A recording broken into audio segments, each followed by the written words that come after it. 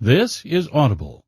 Audio Renaissance presents The Six Pillars of Self-Esteem by Nathaniel Branden, read by the author. Hello. My purpose in this program is to identify the most important factors on which self-esteem depends. If self-esteem is the health of the mind, then few subjects are of comparable urgency. The turbulence of our times demands strong selves with a clear sense of identity, competence, and worth.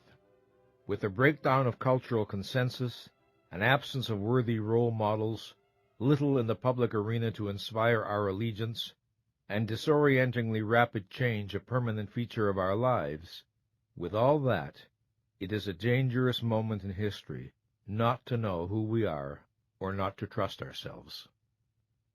The stability we cannot find in the world, we must create within our own persons.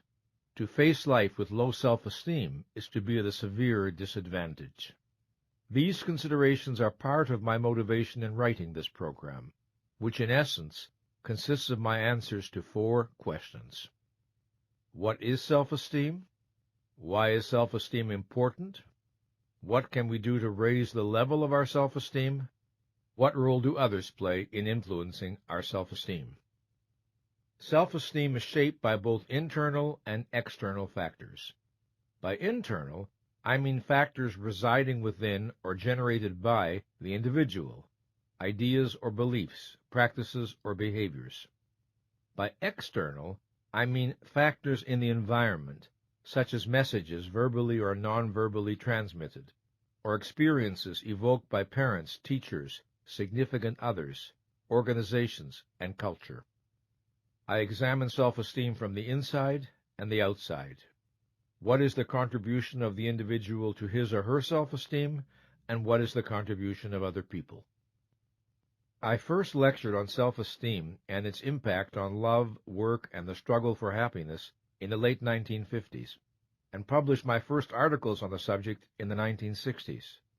The challenge then was to gain public understanding of its importance. Self-esteem was not yet an expression in widespread use. Today, the danger may be that the idea has become fashionable. It is on everyone's tongue, which is not to say that it is better understood.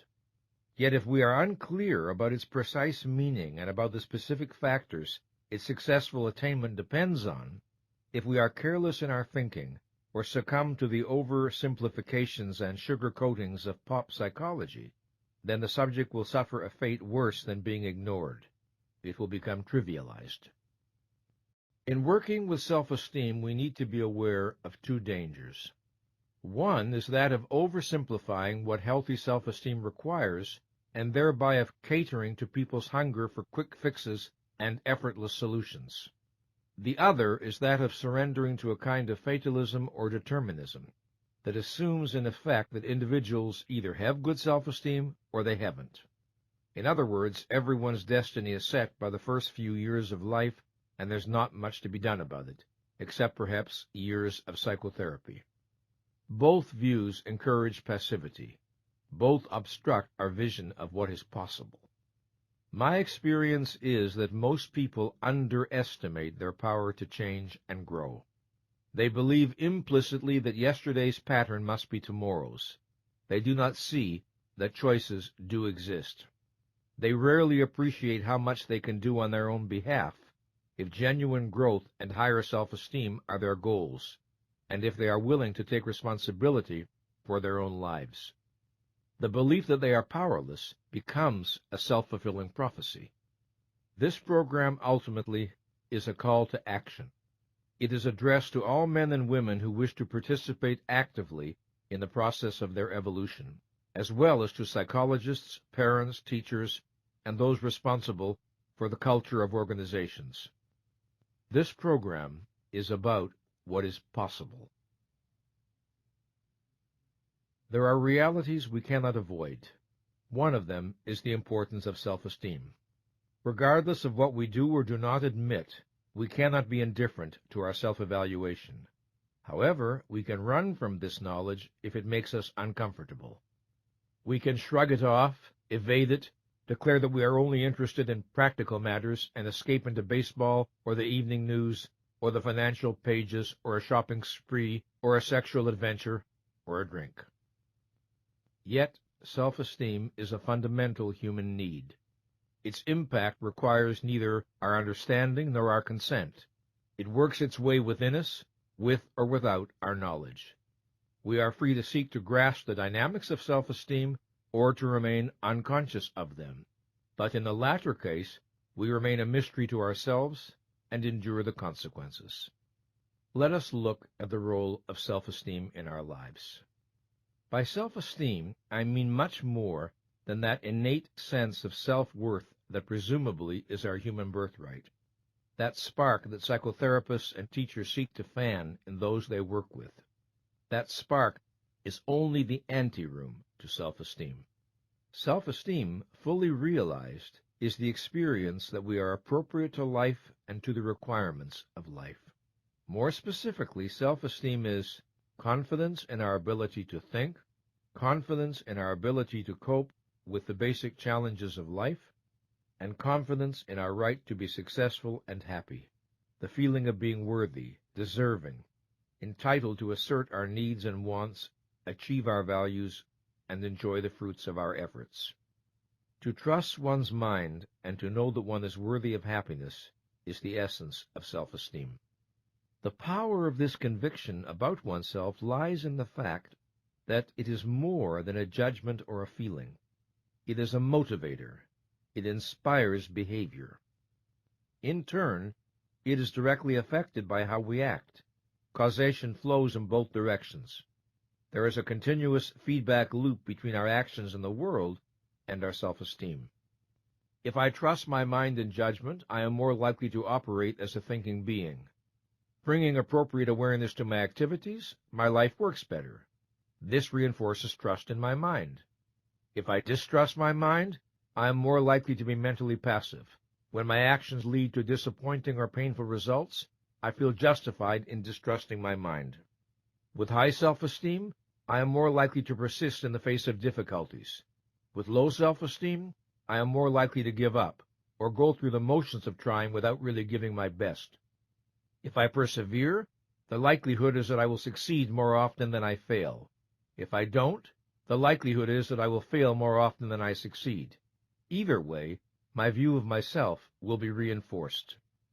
If I respect myself and require that others deal with me respectfully, I send out signals and behave in ways that increase the likelihood that others will respond appropriately. When they do, I am reinforced and confirmed in my initial belief.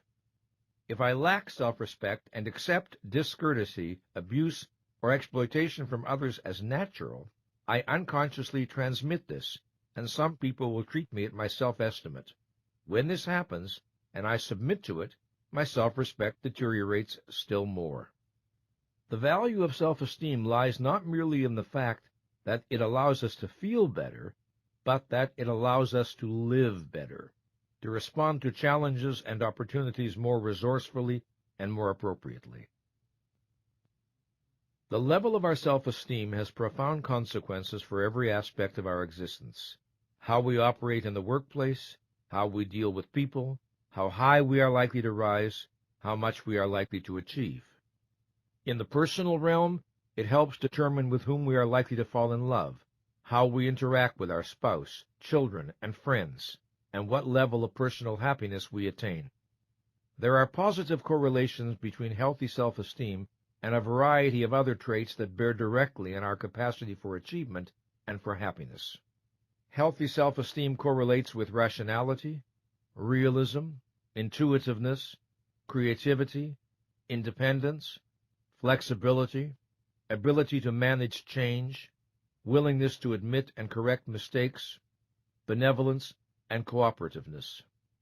Poor self-esteem correlates with irrationality, blindness to reality, rigidity, fear of the new and unfamiliar, inappropriate conformity or inappropriate rebelliousness, defensiveness, over-compliant or over-controlling behavior, and fear of or hostility toward other people. High self-esteem seeks the challenge and stimulation of worthwhile and demanding goals. Low self-esteem seeks the safety of the familiar and undemanding. The more solid our self-esteem, the better equipped we are to cope with troubles that arise in our personal lives or in our careers. And the quicker we are to pick ourselves up after a fall, the more energy we have to begin anew. The higher our self-esteem, the more ambitious we tend to be, not necessarily in a career or financial sense, but in terms of what we hope to experience in life, emotionally, intellectually, creatively, spiritually. The lower our self-esteem, the less we aspire to, and the less we are likely to achieve. Either path tends to be self-reinforcing and self-perpetuating. The higher our self-esteem, the stronger the drive to express ourselves, reflecting the sense of richness within. The lower our self-esteem, the more urgent the need to quote-unquote prove ourselves, or to forget ourselves by living mechanically and unconsciously. The higher our self-esteem, the more open, honest, and appropriate our communications are likely to be, because we believe our thoughts have value and therefore we welcome rather than fear clarity. The lower our self-esteem, the more muddy, evasive, and inappropriate our communications are likely to be because of uncertainty about our own thoughts and feelings and our anxiety about the listener's response. The healthier our self-esteem, the more inclined we are to treat others with respect, benevolence, goodwill, and fairness, since we do not tend to perceive them as a threat, and since self-respect is the foundation of respect for others. We tend to feel most comfortable, most at home, with persons whose self-esteem level resembles our own. Opposites may attract about some issues, but not this one. High self-esteem individuals tend to be drawn to high self-esteem individuals. We do not see a passionate love affair, for example, between persons at opposite ends of the self-esteem continuum, just as we are not likely to see a passionate romance between intelligence and stupidity. Note that I am speaking of passionate love, not a brief infatuation or sexual episode which can operate by a different set of dynamics. Medium self-esteem individuals are typically attracted to medium self-esteem individuals. Low self-esteem seeks low self-esteem in others. Not consciously, of course, but by the logic of that which leads us to feel we have encountered a soulmate. The most disastrous relationships are those between persons who think poorly of themselves. The union of two abysses does not produce a height. It is not difficult to see the importance of self-esteem to success in the arena of intimate relationships. There is no greater barrier to romantic happiness than the fear that I am undeserving of love and that my destiny is to be hurt. Such fears give birth to self-fulfilling prophecies. If I enjoy a fundamental sense of efficacy and worth, and experience myself as lovable, then I have a foundation for appreciating and loving others. I have something to give. I am not trapped in feelings of deficiency. But if I lack respect and enjoyment of who I am, I have very little to give except my unfilled needs. In my emotional impoverishment, I tend to see other people essentially as sources of approval or disapproval. I do not appreciate them for who they are in their own right. I see only what they can or cannot do for me. I am not looking for people whom I can admire and with whom I can share the excitement and adventure of life. I am looking for people who will not condemn me, and perhaps will be impressed by my persona, the face I present to the world. My ability to love remains undeveloped. We have all heard the observation that, if you do not love yourself, you will be unable to love others. Less well understood is the other half of the story. If I do not feel lovable, it is very difficult to believe that anyone else loves me. If I do not accept myself, how can I accept your love for me? Your warmth and devotion are confusing. They confound my self-concept, since I know I am not lovable. Thus, even if I consciously disown my feelings of being unlovable, even if I insist or try to insist that I am wonderful, my poor self-concept remains deep within to undermine my attempts at relationships. Unwittingly, I become a saboteur of love. I attempt love, but the foundation of inner security is not there. Instead, there is the secret fear that I am destined only for pain. so I pick someone who inevitably will reject or abandon me. Or, if I pick someone with whom happiness might be possible, I subvert the relationship by demanding excessive reassurances, or by venting irrational possessiveness, or by making catastrophes of small frictions, or by seeking control through subservience or domination, by finding ways to reject my partner before my partner can reject me. Everyone knows the famous Groucho Marx joke that he would never join a club that would have him for a member. That is exactly the idea by which some low self-esteem people operate their love life. If you love me, you obviously are not good enough for me. Only someone who will reject me is an acceptable object of my devotion. Note that it is not always necessary to destroy the relationship entirely.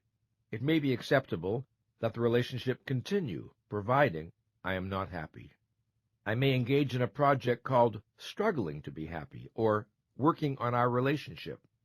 I may read books on the subject, participate in seminars, attend lectures, or enter psychotherapy with the announced aim of being happy in the future. But not now, not today. The possibility of happiness in the present is too terrifyingly immediate. Happiness anxiety, as I call it, is very common. Happiness can activate internal voices saying, I don't deserve this, or it will never last, or I'm riding for a fall, or I'm killing my mother or father by being happier than they ever were, or happiness is only an illusion, or nobody else is happy, so why should I be?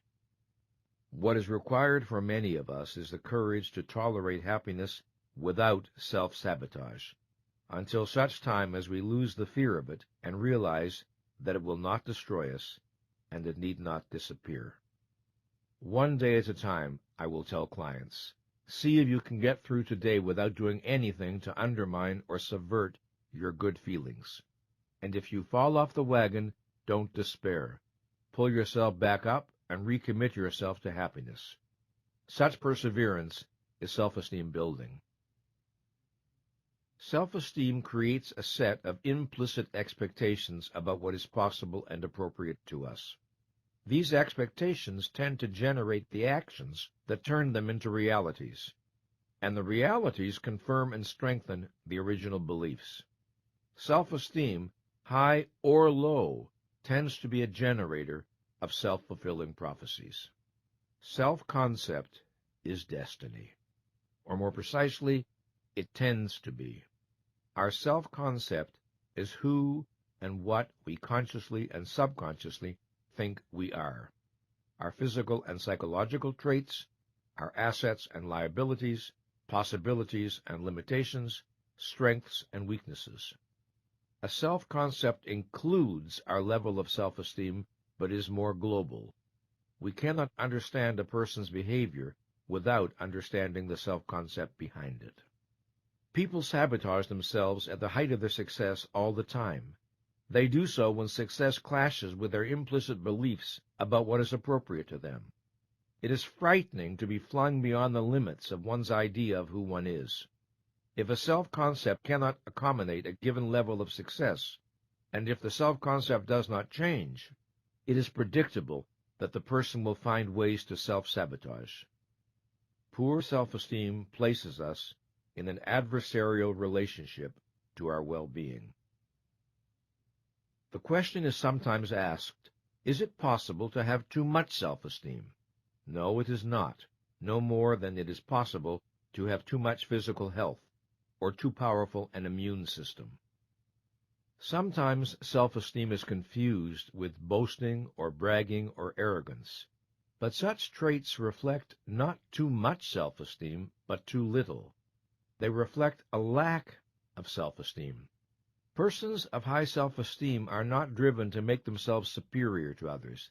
They do not seek to prove their value by measuring themselves against a comparative standard. Their joy is in being who they are, not in being better than someone else. I recall reflecting on this issue one day while watching my dog playing in the backyard.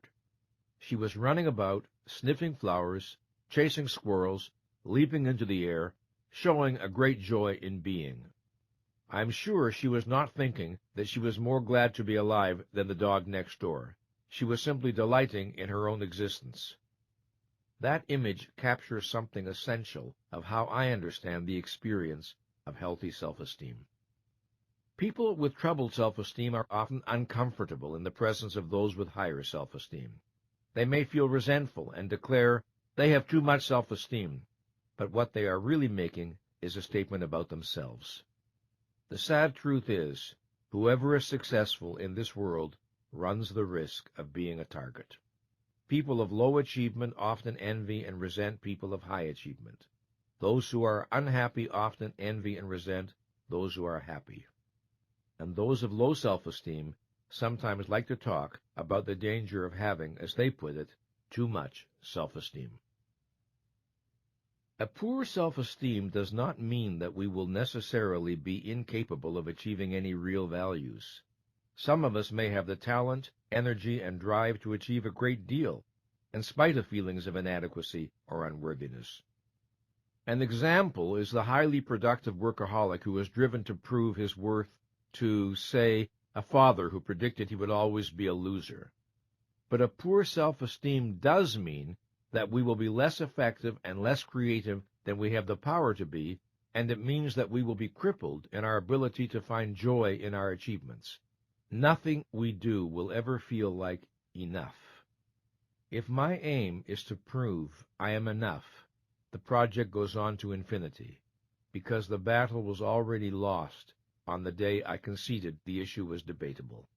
So it is always one more victory, one more promotion, one more sexual conquest, one more company, one more piece of jewelry, a larger house, a more expensive car, another award, yet the void within remains unfilled. In today's culture, some frustrated people who hit this impasse announce that they have decided to pursue a spiritual path and renounce their egos. This enterprise is doomed to failure. An ego, in the mature and healthy sense, is precisely what they have failed to attain. They dream of giving away what they do not possess. No one can successfully bypass the need for self-esteem. A word of caution. If one error is to deny the importance of self-esteem, another is to claim too much for it. In their enthusiasm, some writers today seem to suggest that a healthy sense of self-value is all we need to assure happiness and success. The matter is more complex than that. A well-developed sense of self is a necessary condition of our well-being, but not a sufficient condition.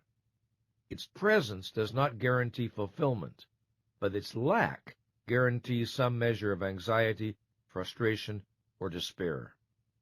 Self-esteem is not a substitute for a roof over one's head or food in one's stomach, but it increases the likelihood that one will find a way to meet such needs. Self-esteem is not a substitute for the knowledge and skills one needs to operate effectively in the world, but it increases the likelihood that one will acquire them. The survival value of self-esteem is especially evident today. We have reached a moment in history when self-esteem, which has always been a supremely important psychological need, has also become a supremely important economic need. It is the attribute imperative for adaptiveness to an increasingly complex, challenging, and competitive world. In the past few decades, the United States has shifted from a manufacturing society to an information society.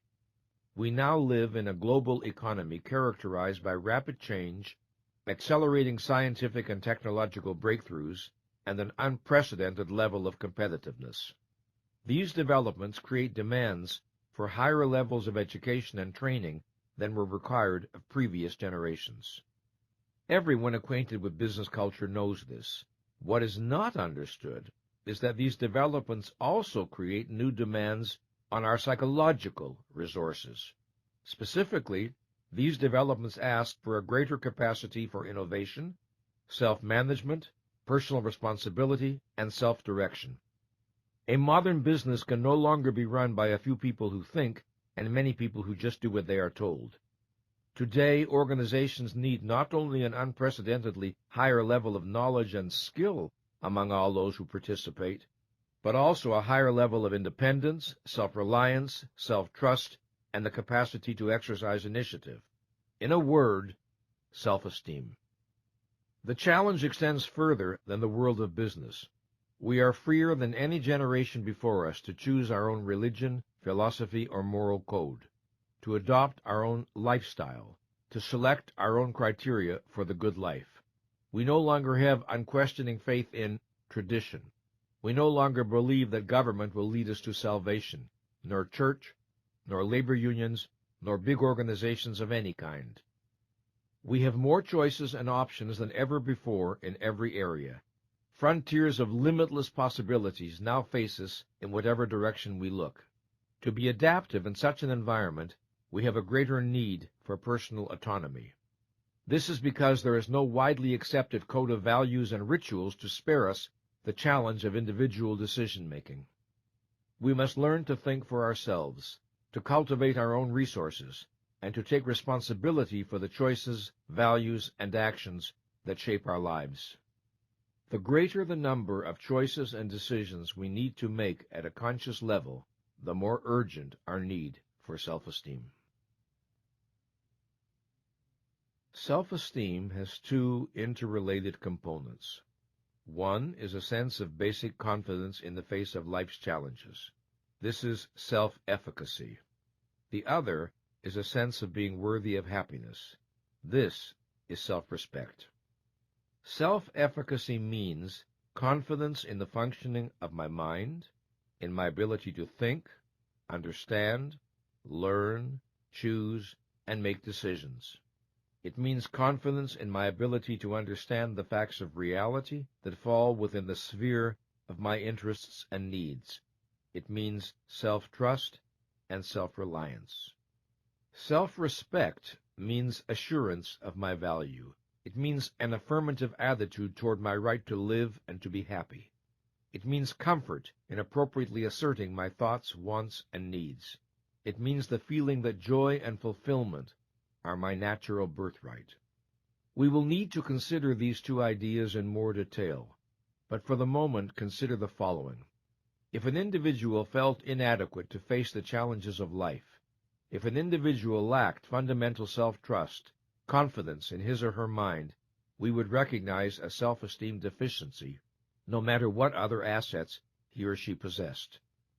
Or, if an individual lacked a basic sense of self-respect, felt unworthy or undeserving of the love or respect of others, unentitled to happiness, fearful of asserting thoughts, wants, or needs, again, we would recognize a self-esteem deficiency, no matter what other positive attributes he or she exhibited. Self-efficacy and self-respect are the dual foundations of healthy self-esteem. Absent either one, self-esteem is impaired. They are the defining characteristics of self-esteem. Within a given person, there will be inevitable fluctuations in self-esteem levels, much as there are fluctuations in all psychological states. We need to think in terms of a person's average level of self-esteem. While we sometimes speak of self-esteem as a conviction about oneself, it is more accurate to speak of it as a disposition to experience oneself a particular way. What way? Let me sum it up in a formal, precise definition. Self-esteem is the disposition to experience oneself as competent to cope with the basic challenges of life and as worthy of happiness. Now, the value of a precise definition is that it allows us to distinguish a particular aspect of reality from all others so that we can think about it and work with it with clarity and focus. If we wish to know what self-esteem depends on, how to nurture it in our children, support it in schools, encourage it in organizations, strengthen it in psychotherapy, or develop it in ourselves, we need to know what precisely we are aiming at. We are unlikely to hit a target we cannot see. If our idea of self-esteem is vague, the means we adopt to build it will reflect this vagueness. Am I suggesting that the definition of self-esteem I offer is written in stone and can never be improved on? Not at all. Definitions are contextual. They relate to a given level of knowledge. As knowledge grows, definitions tend to become more precise. I may find a better, clearer, more exact way to capture the essence of the concept during my lifetime, or perhaps someone else may. But within the context of the knowledge we now possess, I can think of no alternative formulation that identifies with more precision the unique aspect of human experience we are exploring. To have high self-esteem, then, is to feel confidently appropriate to life. To have low self-esteem is to feel inappropriate to life, to feel wrong, not about this issue or that, but wrong as a person. To have average self-esteem is to fluctuate between feeling appropriate and inappropriate, right and wrong as a person. It is also to manifest these inconsistencies in behavior, sometimes acting wisely, sometimes acting foolishly, thereby reinforcing the uncertainty about who one is at one's core.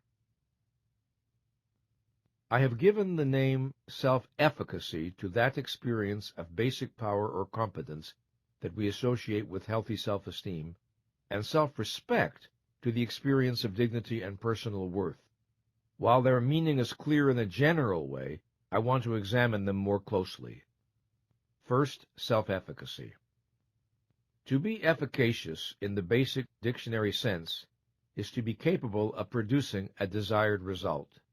Confidence in our basic efficacy is confidence in our ability to learn what we need to learn and do what we need to do in order to achieve our goals, insofar as success depends on our own efforts.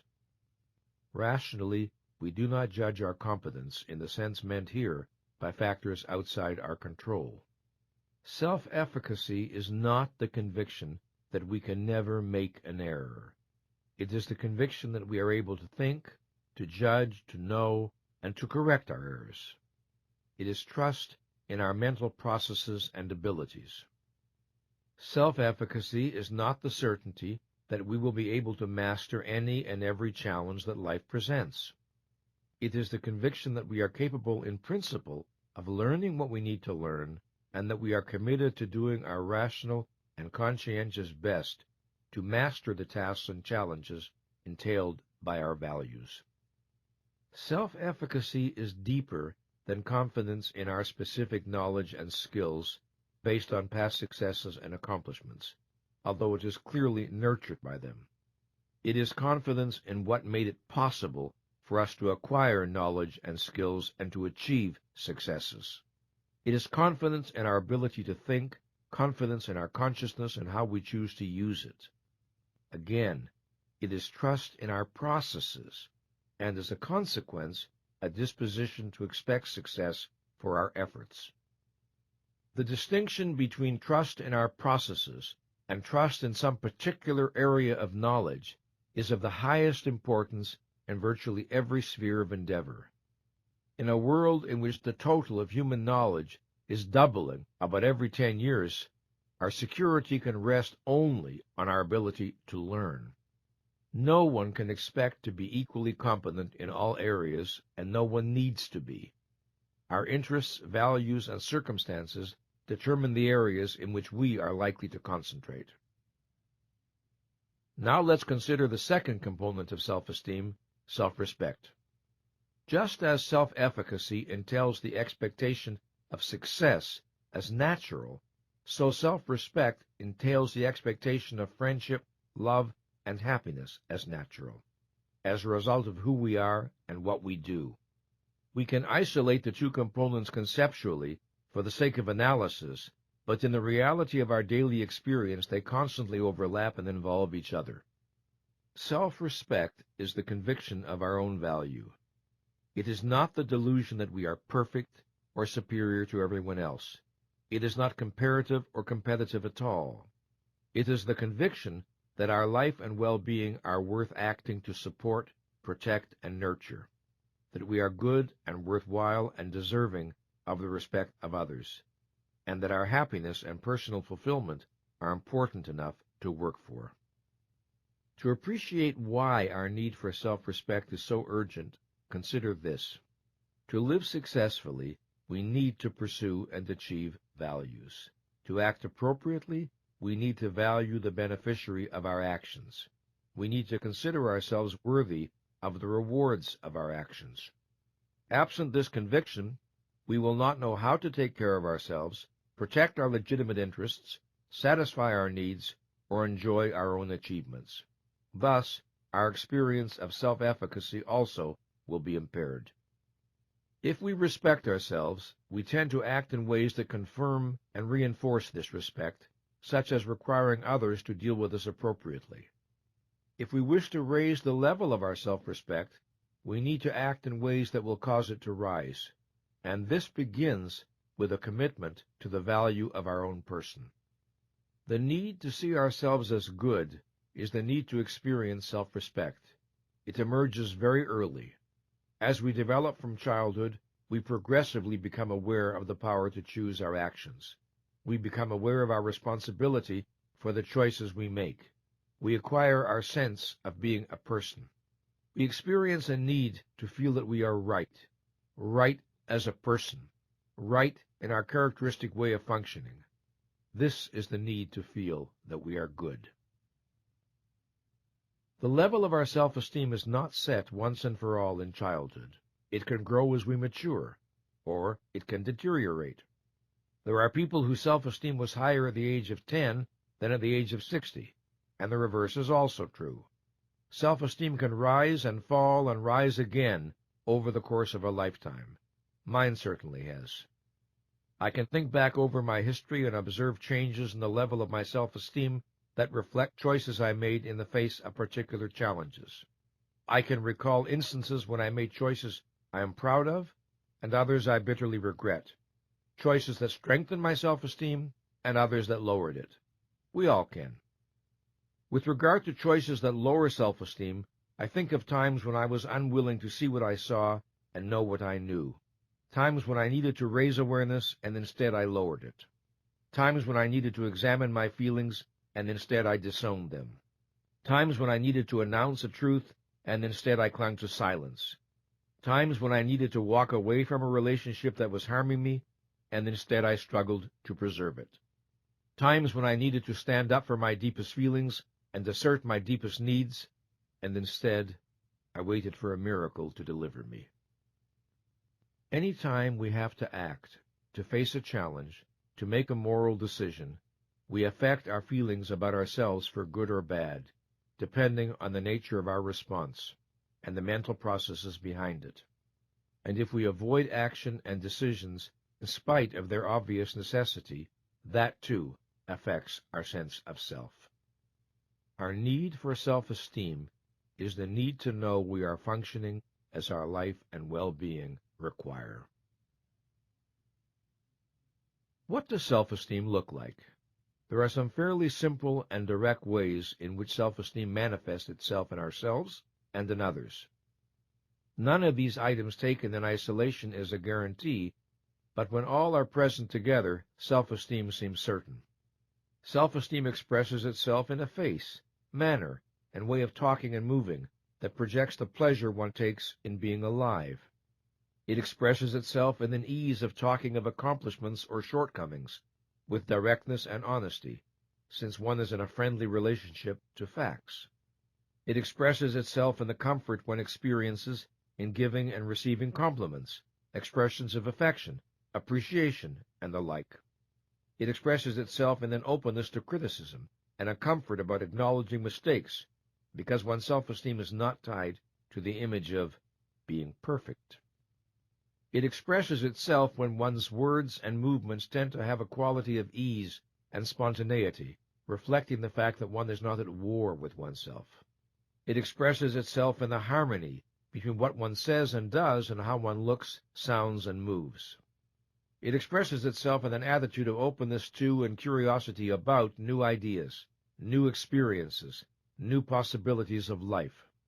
It expresses itself in the fact that feelings of anxiety or insecurity, if they appear, will be less likely to intimidate or overwhelm, since accepting them, managing them, and rising above them rarely feels impossibly difficult. It expresses itself in the ability to enjoy the humorous aspects of life in oneself and others.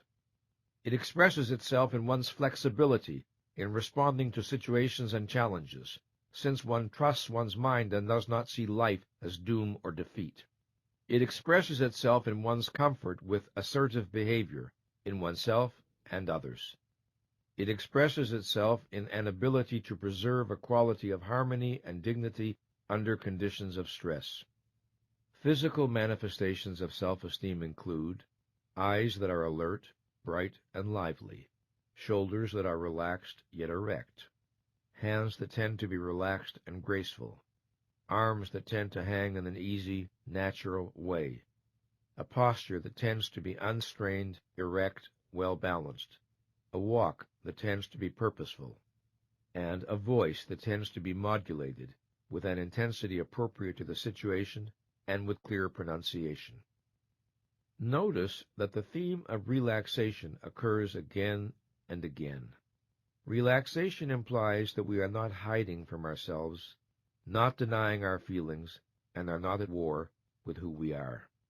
Chronic tension conveys some form of internal split, some form of self-avoidance or self-repudiation, some aspect of the self being disowned or held on a very tight leash. When self-esteem is low, we are often manipulated by fear. Fear of reality to which we feel inadequate.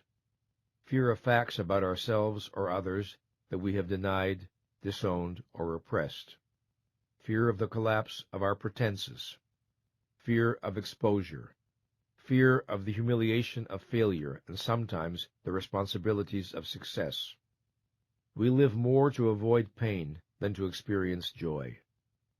If we feel that crucial aspects of reality with which we must deal are hopelessly closed to our understanding, if we face the key problems of life with a basic sense of helplessness, if we feel that we dare not pursue certain lines of thought because of the unworthy features of our own character that will be brought to light, if we feel in any sense whatever that reality is the enemy of our self-esteem, these fears tend to sabotage the efficacy of consciousness, thereby worsening the initial problem. If we face the basic problems of life with an attitude of, "Who am I to know? Who am I to decide?" or "It is dangerous to be conscious," or "It's futile to try to think or understand," we are undercut at the outset. A mind does not struggle for that which it regards as impossible or undesirable. If low self-esteem dreads the unknown and unfamiliar, high self-esteem seeks new frontiers. If low self-esteem avoids challenges, high self-esteem desires and needs them. If low self-esteem looks for a chance to be absolved, high self-esteem looks for an opportunity to admire. In these opposite principles of motivation, we have a guide to the health of the mind or spirit. We can say that an individual is healthy to the extent that the basic principle of motivation is that of motivation by confidence. The degree of motivation by fear is the measure of underdeveloped self-esteem. Sometimes we see people who enjoy worldly success, are widely esteemed, or who have a public veneer of assurance, and yet are deeply dissatisfied, anxious, or depressed. They may project the appearance of self-efficacy and self-respect. They may have the persona of self-esteem, but they do not possess the reality. How might we understand them? We have noted that to the extent we fail to develop authentic self-esteem, the consequence is varying degrees of anxiety, insecurity, and self-doubt. This is the sense of being, in effect, inappropriate to existence. Of course, no one thinks of it in those terms. Perhaps instead one thinks, something is wrong with me, or I'm lacking something essential. This state tends to be painful, and because it is painful, we are often motivated to evade it, to deny our fears, rationalize our behavior, and create the appearance of a self-esteem we do not possess. We may develop what I have called pseudo self-esteem. Pseudo self-esteem is the illusion of self-efficacy and self-respect without the reality. It is a self-protective device to diminish anxiety and to provide a spurious sense of security, a device to assuage our need for authentic self-esteem while allowing the real causes of its lack to remain unexamined. Nothing is more common than to pursue self-esteem by means that will not and cannot work. Instead of seeking self-esteem through consciousness, responsibility, and integrity, we may seek it through popularity, material acquisitions, or sexual exploits. Instead of valuing personal authenticity, we may value belonging to the right clubs, or the right church, or the right political party. Instead of seeking self-respect through honesty, we may seek it through philanthropy. I must be a good person. I do good works. Instead of striving for the true power of competence, we may pursue the so-called power of manipulating or controlling other people. The possibilities for self-deception are almost endless. Self-esteem is an intimate experience. It resides in the core of one's being. It is what I think and feel about myself, not what someone else thinks or feels about me. This simple fact can hardly be overemphasized. I can be loved by my family, my mate, and my friends, and yet not love myself. I can be admired by my associates, and yet regard myself as worthless. I can project an image of assurance and poise that fools almost everyone, and yet secretly tremble with a sense of my inadequacy. I can fulfill the expectations of others, and yet fail my own. I can win every honor, and yet feel I have accomplished nothing. I can be adored by millions, and yet wake up each morning with a sickening sense of fraudulence and emptiness. The tragedy of many people's lives is that they look for self-esteem in every direction except within, and so they fail in their search. The ultimate source of self-esteem is and can only be internal, in what we do, not what others do. When we seek it in externals, we invite tragedy. I do not wish to suggest that a psychologically healthy person is unaffected by the feedback he or she receives from others.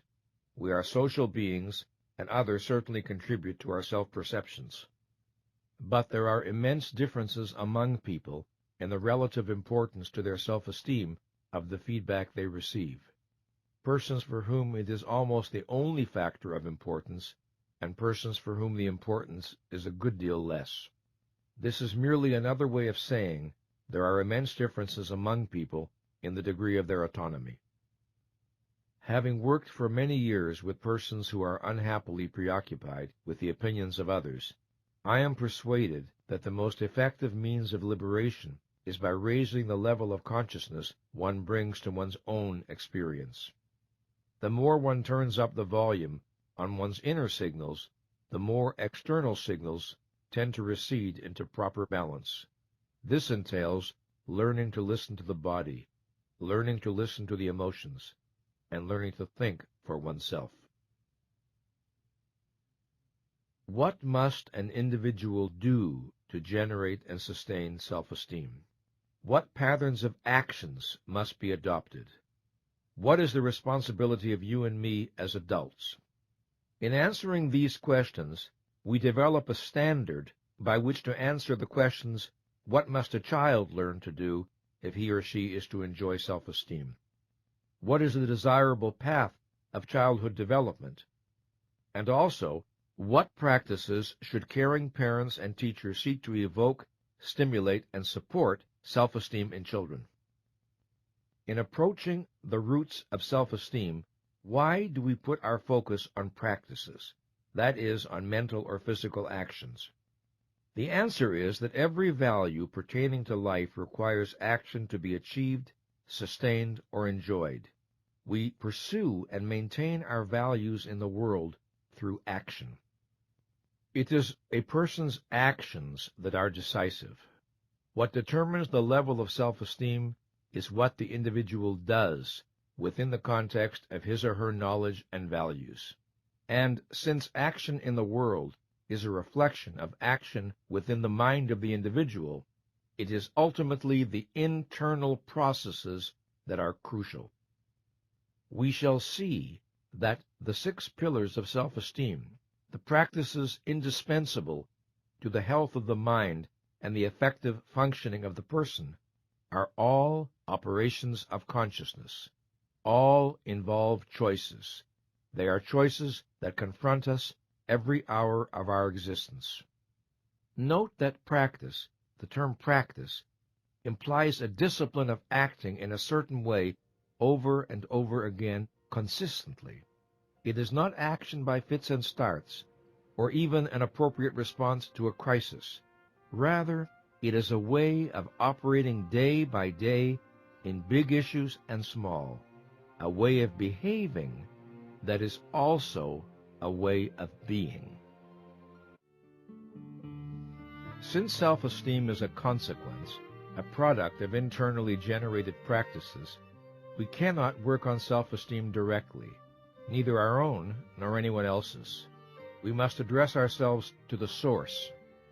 If we understand what these internal practices are, we can commit to initiating them within ourselves and to dealing with others in such a way as to facilitate or encourage them to do likewise.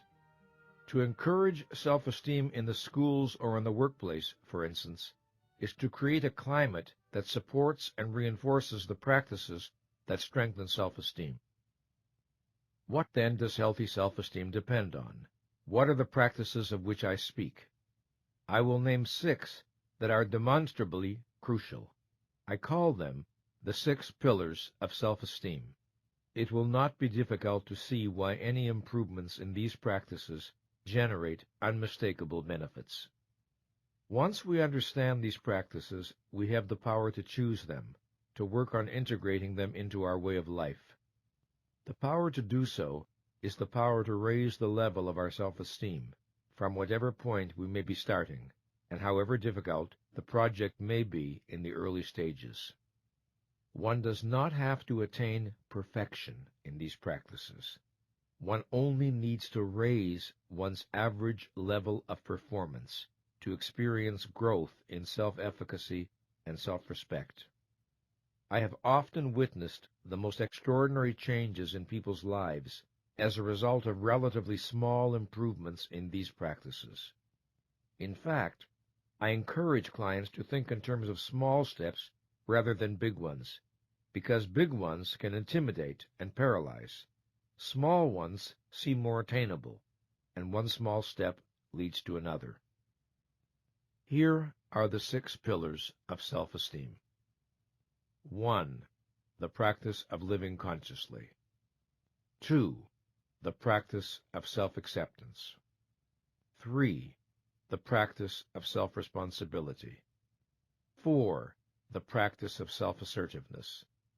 5. The practice of living purposefully. 6. The practice of personal integrity. Let's now examine each of them in turn. The first pillar of self-esteem is the practice of living consciously. In virtually all of the great spiritual and philosophical traditions of the world, there appears some form of the idea that most human beings are sleepwalking through their own existence. Enlightenment is identified with waking up. Evolution and progress are identified with an expansion of consciousness. Why is consciousness so important? Because for all species that possess it, consciousness is the basic tool of survival. It is the ability to be aware of the environment in some form, at some level, and to guide action accordingly. I use consciousness here in its primary meaning, that is, the state of being conscious or aware of some aspect of reality. To the distinctively human form of consciousness, with its capacity for concept formation and abstract thought, we give the name mind. We are beings for whom consciousness at the conceptual level is volitional. This means that the design of our nature contains some extraordinary options, that of seeking awareness, or not bothering, or actively avoiding it, that of seeking truth, or not bothering, or actively avoiding it, that of focusing our mind, or not bothering, or choosing to drop to a lower level of consciousness. This capacity for self-management is our glory and at times our burden.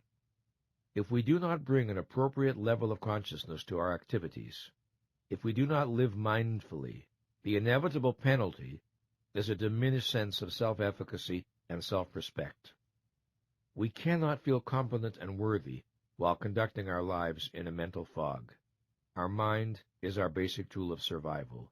Betray it, and self-esteem suffers. Through the thousands of choices we make between thinking and non-thinking, being responsible toward reality or evading it, we establish a sense of the kind of person we are. Consciously, we rarely remember these choices, but deep in our psyche they are added up, and the sum is that experience we call self-esteem. Self-esteem is the reputation we acquire with ourselves. We are not all equal in intelligence, but intelligence is not the issue. The principle of living consciously is unaffected by degrees of intelligence. To live consciously means to seek to be aware of everything that bears on our actions, purposes, values, and goals.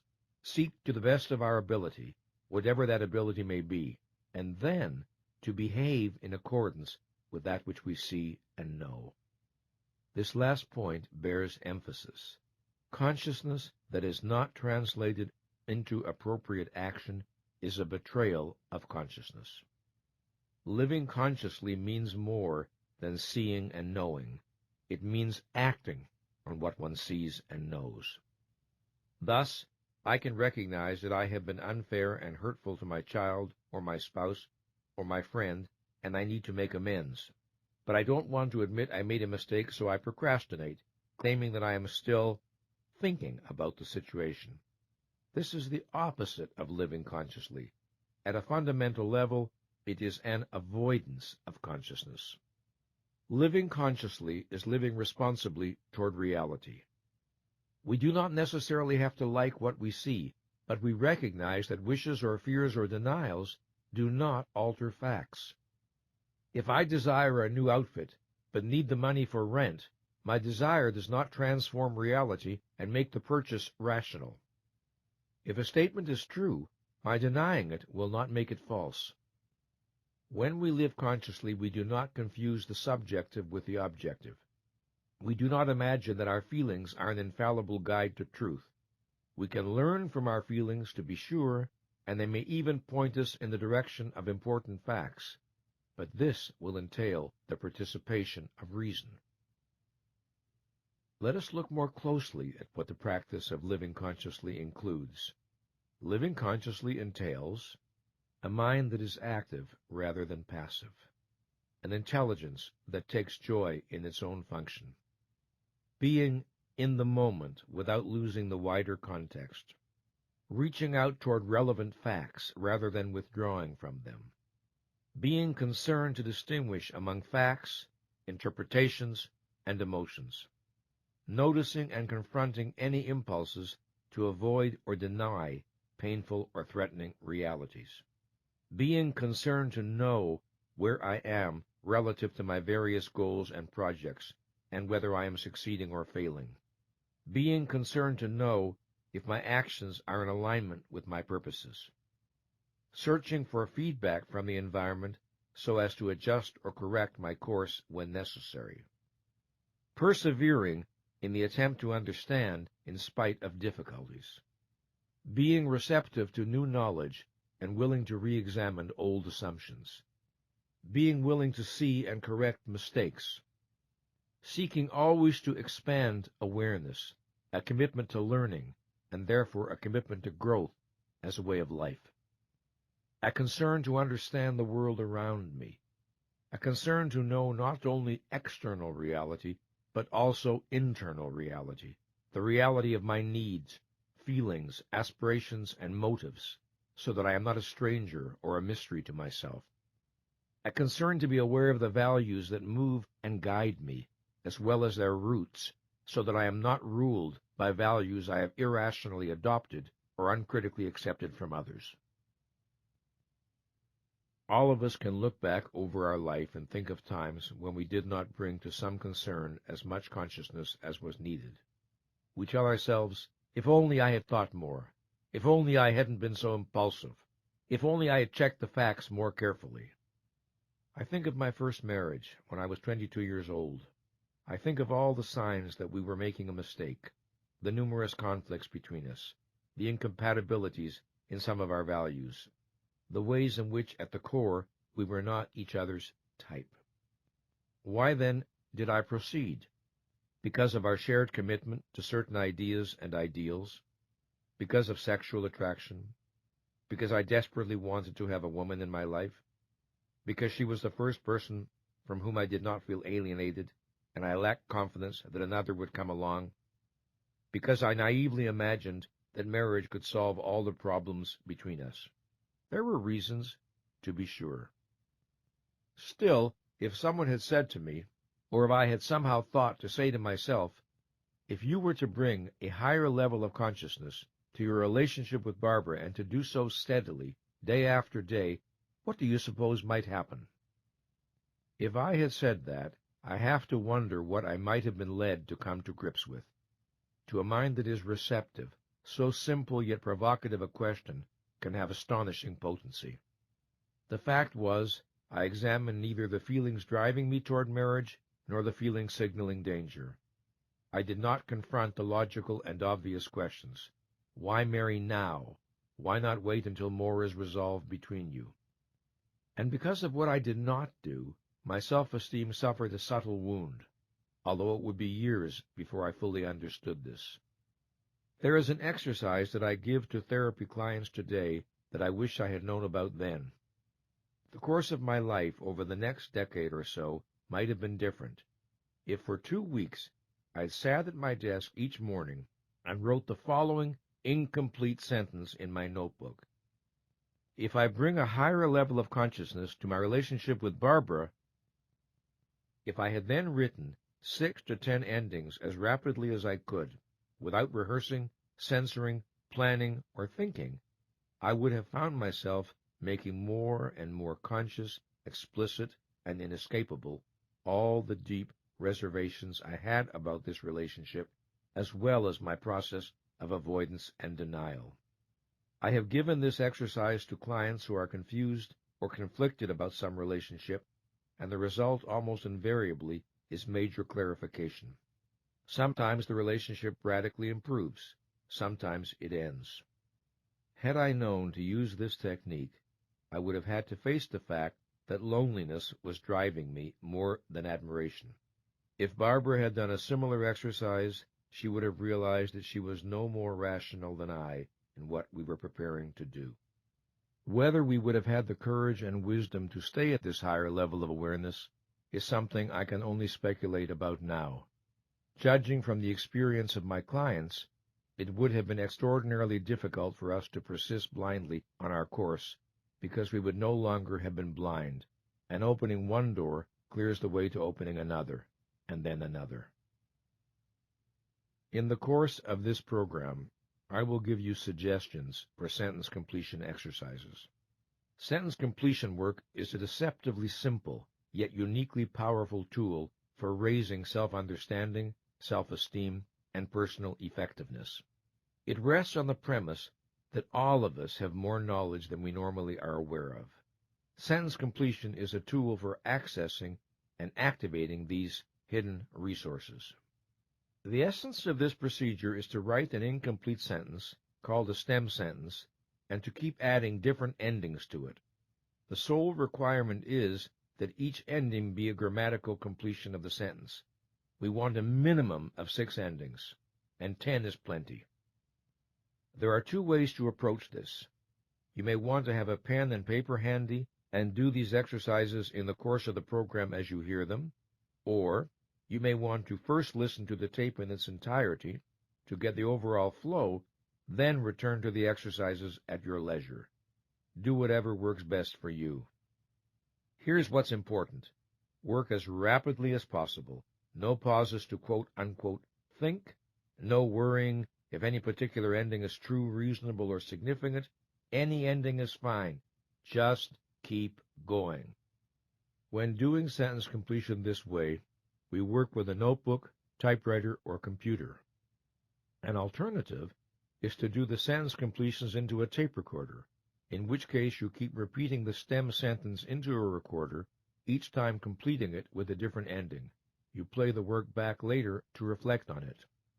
How might we use the technique to facilitate the process of learning to live more consciously?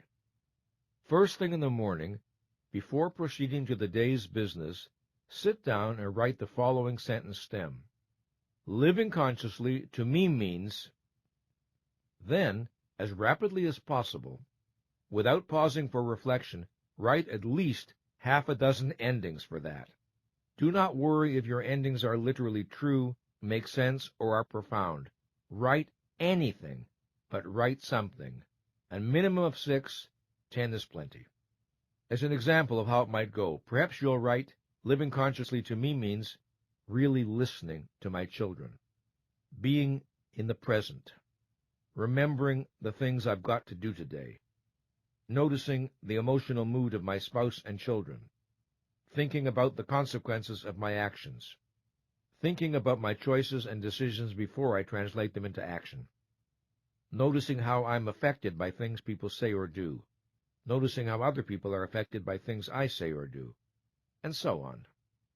When you're done, go on to the next stem, which is, if I bring 5% more awareness to my activities today, and when you've done that, go on to this stem. If I pay more attention to how I deal with people today, and finally, if I bring 5% more awareness to my most important relationships today, when you're finished, proceed with your day's business. At the end of the day, as your last task before dinner, do 6 to 10 endings each for the following stems. When I reflect on how I would feel if I lived more consciously. When I reflect on what happens when I bring 5% more awareness to my activities. When I reflect on what happens when I bring 5% more awareness to my most important relationships. Do this exercise every day, Monday through Friday, for the first week. Do not read what you wrote the day before. Naturally, there will be many repetitions, but also new endings will inevitably occur. You are energizing all of your psyche to work for you. An average session should not take longer than 10 minutes. If it takes much longer, you are thinking too much. Sometime each weekend, reread what you have written for the week, and then write a minimum of 6 endings for this stem. If any of what I have been writing this week is true, it might be helpful if In doing this work, the ideal is to empty your mind of any expectations concerning what will happen or what is supposed to happen. Do not impose any demands on the situation. Try to empty your mind of expectations. Do the exercise, go about your day's activities, and merely notice any differences in how you feel or how you operate.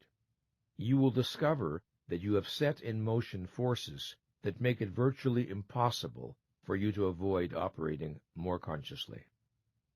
In addition to my psychotherapy practice, I conduct weekly ongoing self-esteem groups where many of my self-esteem building strategies are continually tested. Sentence completion exercises have proven to be powerful in quietly and gently generating change. No one has ever done this particular consciousness exercise for a month or two without showing signs of operating at a higher level of awareness in the conduct of daily life. The exercise is an adrenaline shot into the psyche. After you have worked with these stems for, say, 2 weeks, you will acquire a sense of how the procedure works. Then you can begin to use other stems to help raise your awareness with regard to particular issues of concern. Living consciously is both a practice and a mindset, an orientation toward life, and clearly it exists on a continuum. No one lives entirely unconsciously, and no one is incapable of expanding his or her consciousness. If we reflect on this issue, we will notice that we tend to be more conscious in some areas of our life than in others.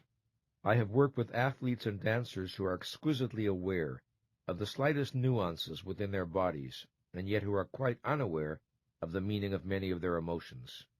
We all know people who are brilliantly conscious in the area of work, and are catastrophes of unconsciousness in their personal relationships. The ways we know what area of our life needs more awareness are usually fairly obvious. We look at the area where our life is working least satisfactorily. We notice where the pains and frustrations are.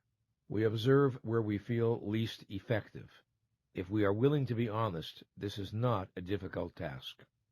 Once you identify the areas in your life where you are at your most conscious, and also the areas where you are your least conscious, the next step is to reflect on what seems to be difficult about staying in high-level mental focus in the troublesome areas. You might find it stimulating to consider the following questions. If you choose to be more conscious at work, what might you do differently? If you choose to be more conscious in your most important relationships, what might you do differently? If you choose to pay more attention to how you deal with people, associates, employees, customers, spouse, children, or friends, what might you do differently? If you feel fear or reluctance to expand consciousness in any of these areas, what are the imagined negatives you are avoiding? If, without self-reproach, you bring more consciousness to your fears or reluctance, what might you notice? If you wanted to feel more powerful and effective in the areas where your consciousness has been less than it needs to be, what are you willing to do? The second pillar of self-esteem is the practice of self-acceptance. Without self-acceptance, self-esteem is impossible. In fact, it is so intimately bound up with self-esteem that one sometimes sees the two ideas confused. Yet they are different in meaning, and each needs to be understood in its own right. Whereas self-esteem is something we experience, self-acceptance is something we do. To be self-accepting is to be on my own side, to be for myself. In the most fundamental sense, self-acceptance refers to an orientation of self-value and self-commitment that derives from the fact that I am alive and conscious. As such, it is more primitive than self-esteem. It is a pre-rational, pre-moral act of self-affirmation. It is a kind of natural egoism that is the birthright of every human being. Some people are self-rejecting at so deep a level that no growth work can ever begin until and unless this problem is addressed. If it is not, no treatment will hold, no new learning will be properly integrated, no significant advances can be made. An attitude of basic self-acceptance entails the declaration, I choose to value myself, to treat myself with respect, to stand up for my right to exist. This primary act of self-affirmation is the base on which self-esteem develops. It can lie sleeping and then suddenly awake. It can fight for our life even when we are filled with despair. When we are on the brink of suicide, it can make us pick up the telephone and call for help. From the depths of anxiety or depression, it can lead us to the office of a psychotherapist. When all we want to do is lie down and die, it can impel us to keep moving. It is the voice of the life force. It is selfishness in the noblest meaning of that word. If it goes silent, self-esteem is the first casualty. Self-acceptance entails our willingness to experience, without denial or evasion, that we think what we think, feel what we feel, desire what we desire, have done what we have done, and are what we are. It is our willingness to experience rather than to disown whatever may be the facts of our being at a particular moment. The willingness to experience and accept our feelings carries no implication that emotions are to have the last word on what we do. I may not be in the mood to work today. I can acknowledge my feelings, experience them, accept them, and then go to work. I will work with a clearer mind because I have not begun the day with self-deception. Often, when we fully experience and accept negative feelings, we are able to let go of them. They have been allowed to have their say, and they relinquish center stage. Self-acceptance is the willingness to say of any emotion or behavior, this is an expression of me. It is not necessarily an expression I like or admire, but it is an expression of me nonetheless, at least at the time it occurred. If I am thinking these disturbing thoughts, I am thinking them. I accept the full reality of my experience. If I am feeling pain or anger or fear or inconvenient lust, I am feeling it. What is true is true. I do not rationalize, deny, or attempt to explain away. I am feeling what I am feeling, and I accept the reality of my experience. If I have taken actions of which I am later ashamed, the fact remains that I have taken them. I do not twist my brain to make facts disappear. I am willing to stand still in the presence of what I know to be true. What is, is. To accept is more than simply to acknowledge or admit. It is to experience, stand in the presence of, contemplate the reality of, absorb into my consciousness. I need to open myself to and fully experience unwanted emotions, not just perfunctorily recognize them.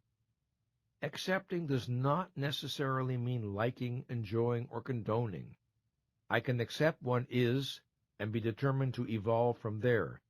It is not acceptance but denial that leaves me stuck.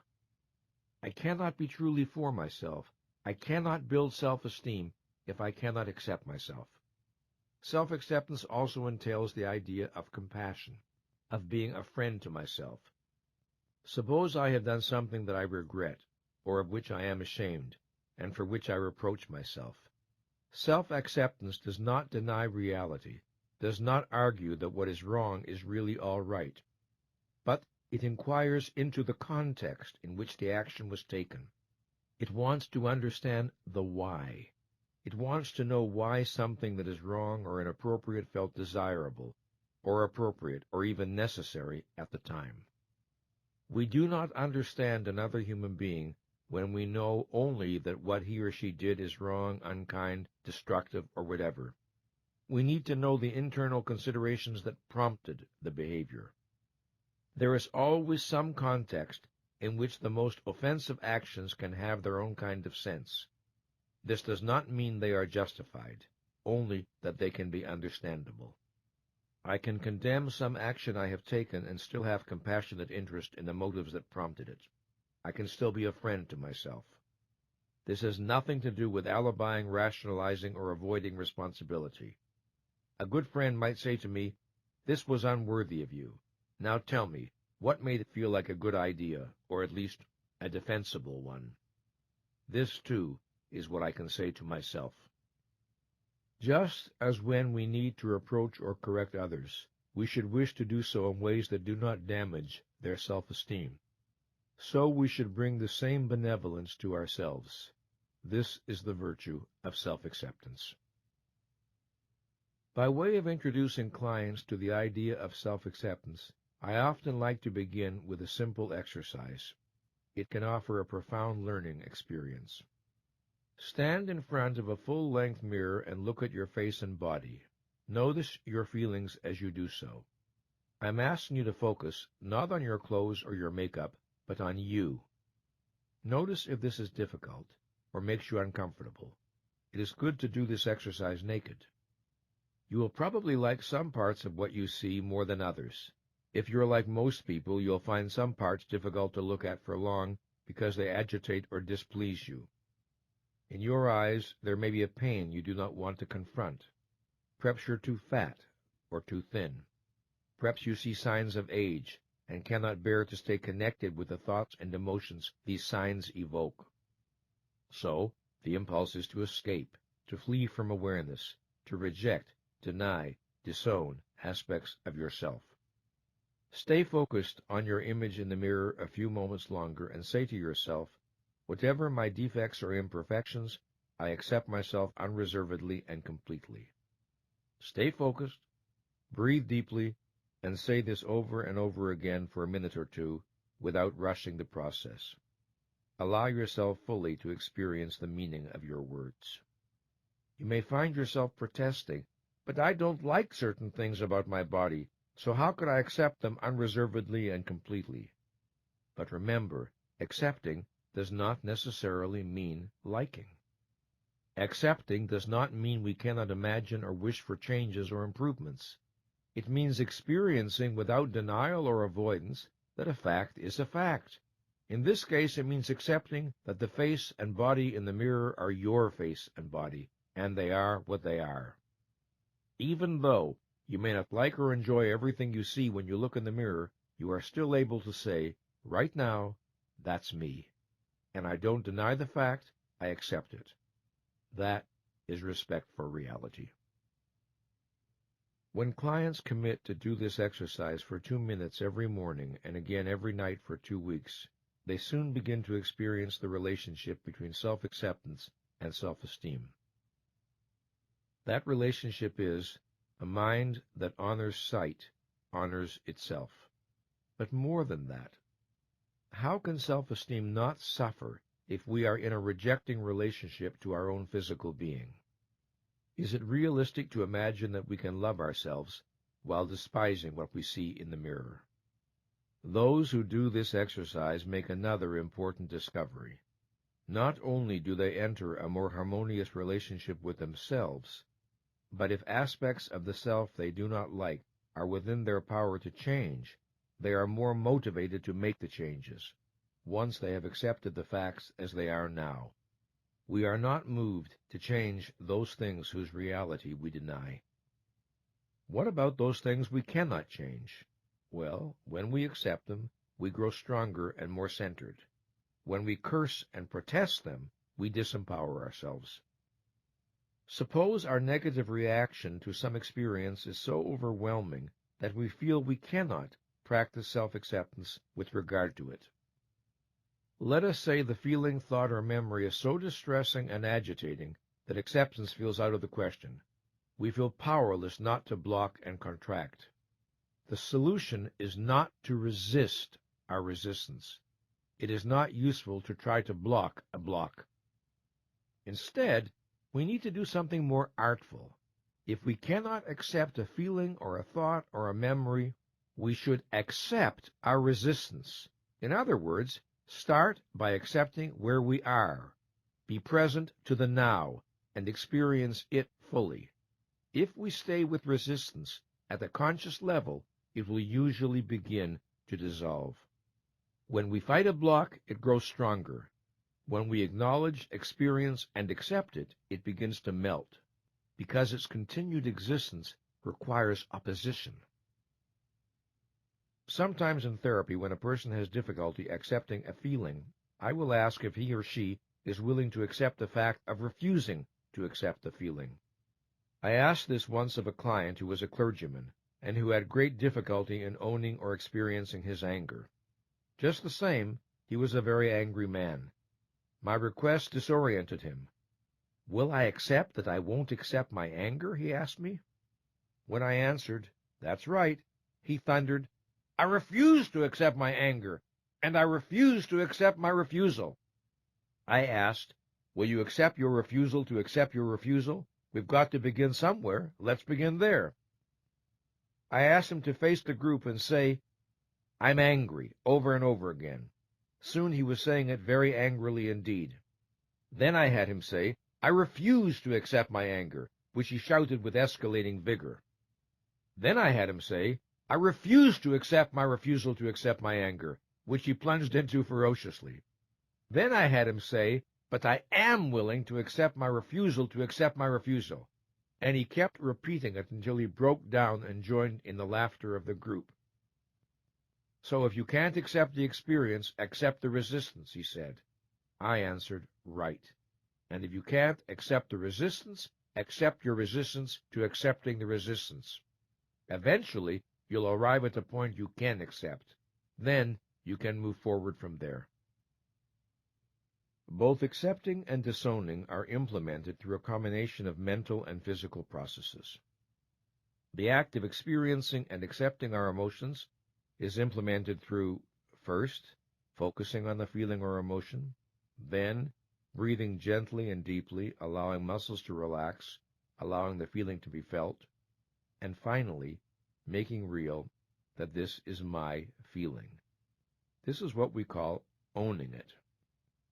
In contrast, we deny and disown our emotions through, first, avoiding awareness of their reality, then constricting our breathing and tightening our muscles to cut off or numb the feeling, and finally, disassociating ourselves from our own experience. We typically encounter two fallacious assumptions when people have difficulty with the idea of self-acceptance. One is the belief that if we accept who and what we are, we must approve of everything about us. The other is the belief that if we accept who and what we are indifferent to change or improvement.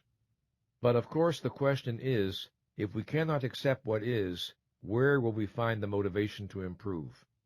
If we deny and disown what is, how will we be inspired to grow? There is a paradox here. Acceptance of what is the precondition of change, and denial of what is leaves me stuck in it. Let's try some sentence completion exercises designed to facilitate self-acceptance. Each morning, write 6 to 10 endings for the following sentence stems as rapidly as possible. Again, do not worry if your endings are literally true, make sense, or are profound. Self-acceptance to me means, if I am more accepting of my body, when I deny and disown my body, if I am more accepting of my conflicts. That's all.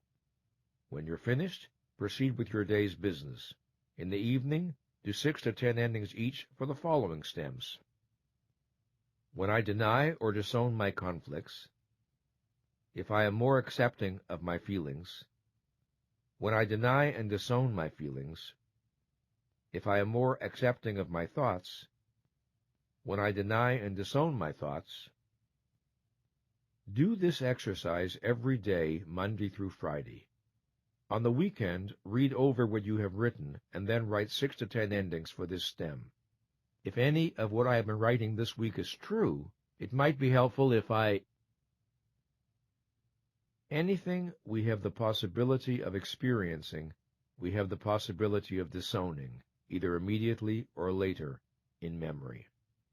Nietzsche wrote, "I did it," says memory. "I couldn't have," says pride, and remains relentless. Eventually, memory yields. Unquote. I can rebel against my memories, thoughts, emotions, actions. I can reject rather than accept virtually any aspect of my experience. I can refuse to accept my sensuality. I can refuse to accept my spirituality. I can disown my sorrow. I can disown my joy. I can repress the memory of actions of which I am ashamed. I can repress the memory of actions of which I am proud. I can deny my ignorance. I can deny my intelligence. I can refuse to accept my limitations. I can refuse to accept my potentials. I can conceal my weaknesses. I can conceal my strengths. I can deny my feelings of self-hatred. I can deny my feelings of self-love. I can pretend that I am more than I am. I can pretend that I am less than I am. I can disown my body. I can disown my mind. We can be as frightened of our assets as we are of our shortcomings, as frightened of our genius, ambition, excitement, or beauty as we are of our emptiness, passivity, depression, or unattractiveness. If our liabilities pose the problem of inadequacy, our assets pose the challenge of responsibility. The greatest crime we commit against ourselves is not that we may deny and disown our shortcomings, but that we deny and disown our greatness because it frightens us. If a fully realized self-acceptance does not evade the worst within us, neither does it evade the best. The third pillar of self-esteem is the practice of self-responsibility. To feel competent to live and worthy of happiness, I need to experience a sense of control over my existence. This requires that I be willing to take responsibility for my actions and the attainment of my goals. This means that I take responsibility for my life and well-being. Self-responsibility is essential to self-esteem, and it is also a reflection or manifestation of self-esteem. The relationship between self-esteem and its pillars is always reciprocal. The practices that generate self-esteem are also natural expressions and consequences of self-esteem. The practice of self-responsibility entails these realizations.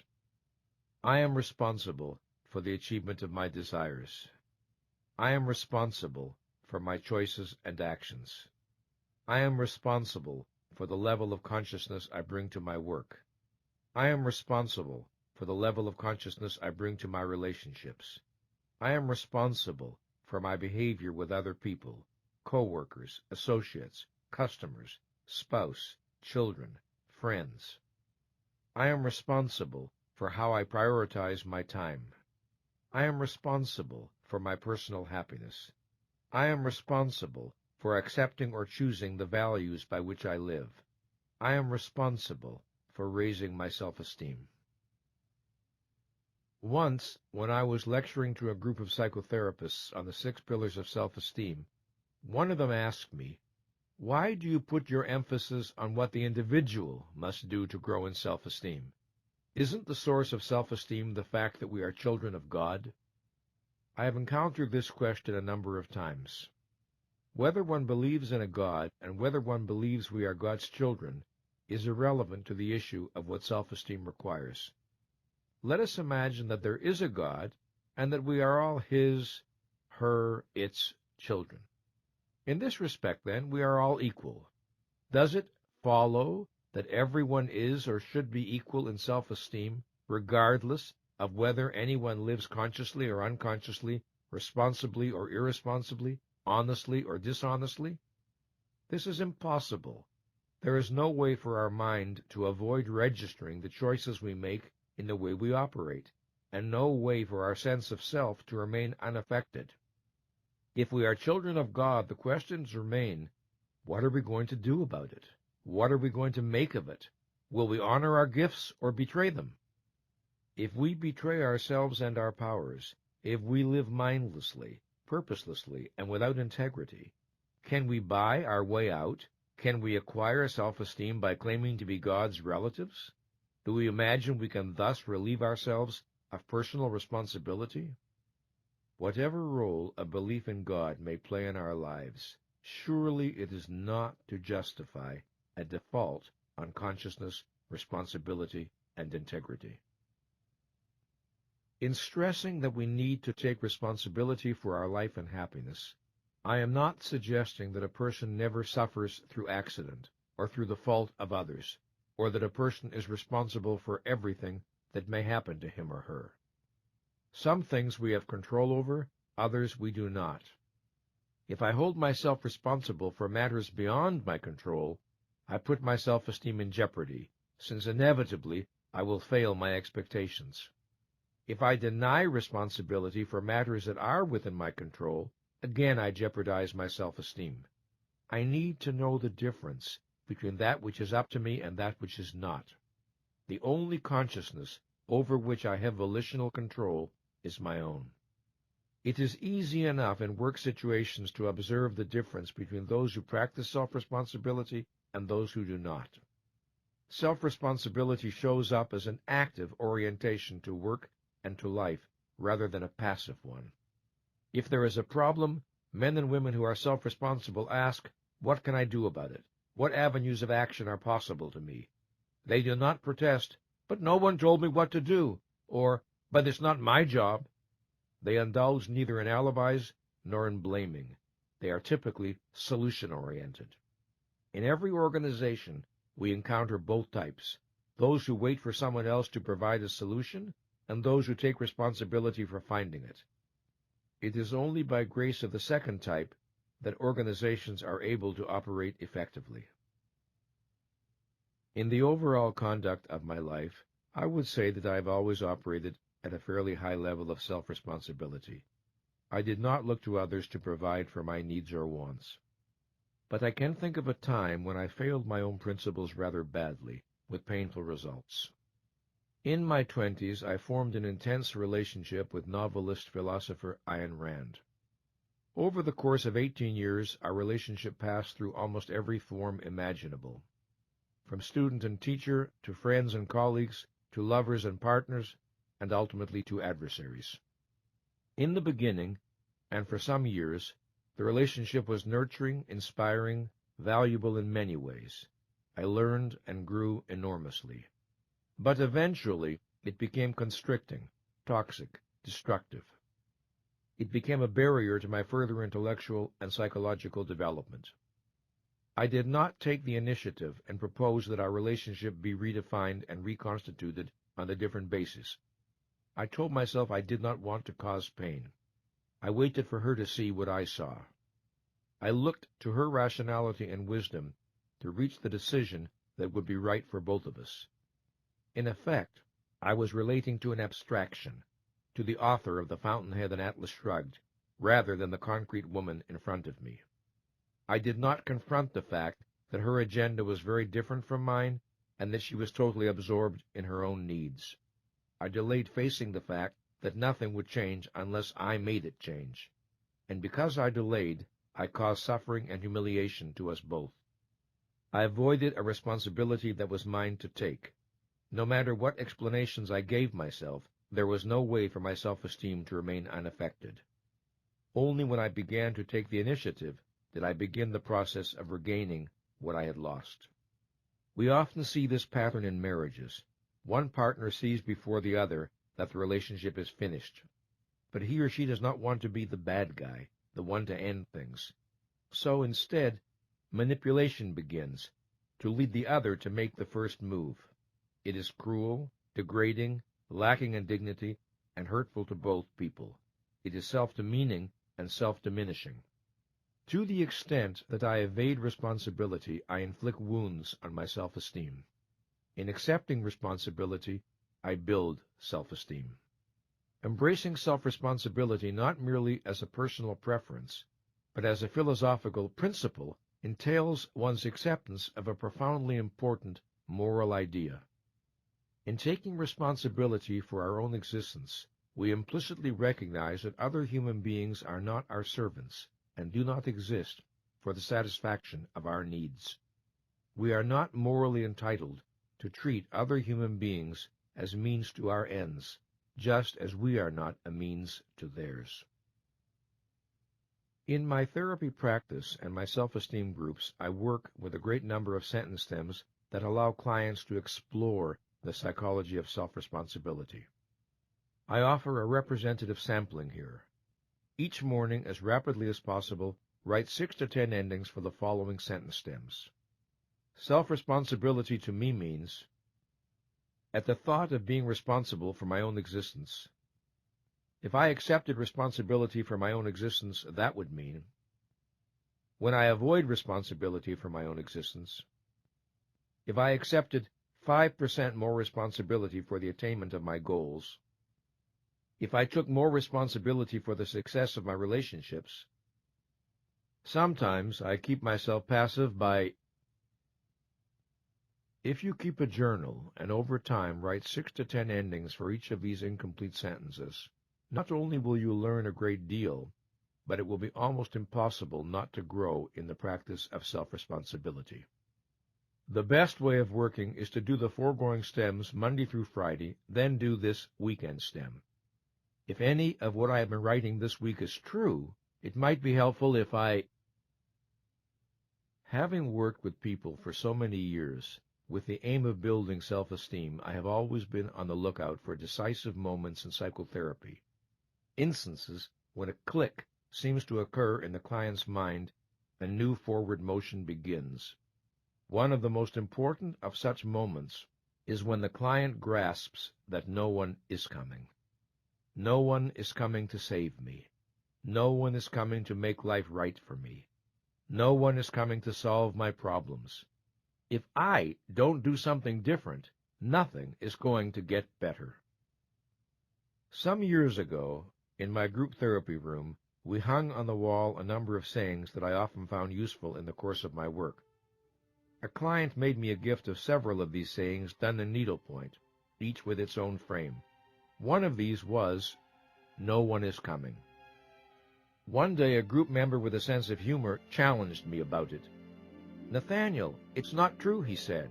"You came." "Correct," I admitted. "But I came to say that no one is coming." The fourth pillar of self-esteem is the practice of self-assertiveness. Self-assertiveness means honoring my wants, needs, and values and seeking appropriate forms of their expression in reality. Its opposite is that surrender to timidity that consists of consigning myself to a perpetual underground where everything that I am lies hidden or stillborn, to avoid confrontation with someone whose values differ from mine, or to please, placate, or manipulate someone, or simply to belong. Self-assertion does not mean belligerence or inappropriate aggressiveness. It does not mean pushing to the front of the line or knocking other people over. It does not mean upholding my own rights while being blind or indifferent to everyone else's. It simply means the willingness to stand up for myself, to be who I am openly, to treat myself with respect in all human encounters. To practice self-assertiveness is to live authentically, to speak and act from my innermost convictions and feelings, as a way of life, as a rule, allowing for the obvious fact that there may be particular circumstances in which I may justifiably choose not to do so. Appropriate self-assertiveness pays attention to context. The forms of self-expression appropriate when playing on the floor with a child are obviously different from those appropriate at a staff meeting. In every context, there will be appropriate and inappropriate forms of self-expression. Sometimes self-assertiveness is manifested through volunteering an idea or paying a compliment. Sometimes through a polite silence that signals non-agreement. Sometimes by refusing to smile at a tasteless joke. While appropriate self-expression varies with the context, in every situation there is a choice between being authentic or inauthentic, real or unreal. If we do not want to face this, of course, we will deny that we have such a choice. We will assert that we are helpless. But the choice is always there. Let's examine what self-assertiveness is and is not. The first and basic act of self-assertion is the assertion of consciousness. This entails the choice to see, to think, to be aware, to send the light of consciousness outward toward the world, and inward toward our own being. To ask questions is an act of self-assertion. To challenge authority is an act of self-assertion. To think for oneself and to stand by what one thinks is the root of self-assertion. To default on this responsibility is to default on the self at the most basic level. Note that self-assertiveness should not be confused with mindless rebelliousness. Sometimes people who are essentially dependent and fearful choose a form of assertiveness that is self-destructive. It consists of reflexively saying no when their interest would be better served by saying yes. Their only form of self-assertiveness is protest, whether it makes sense or not.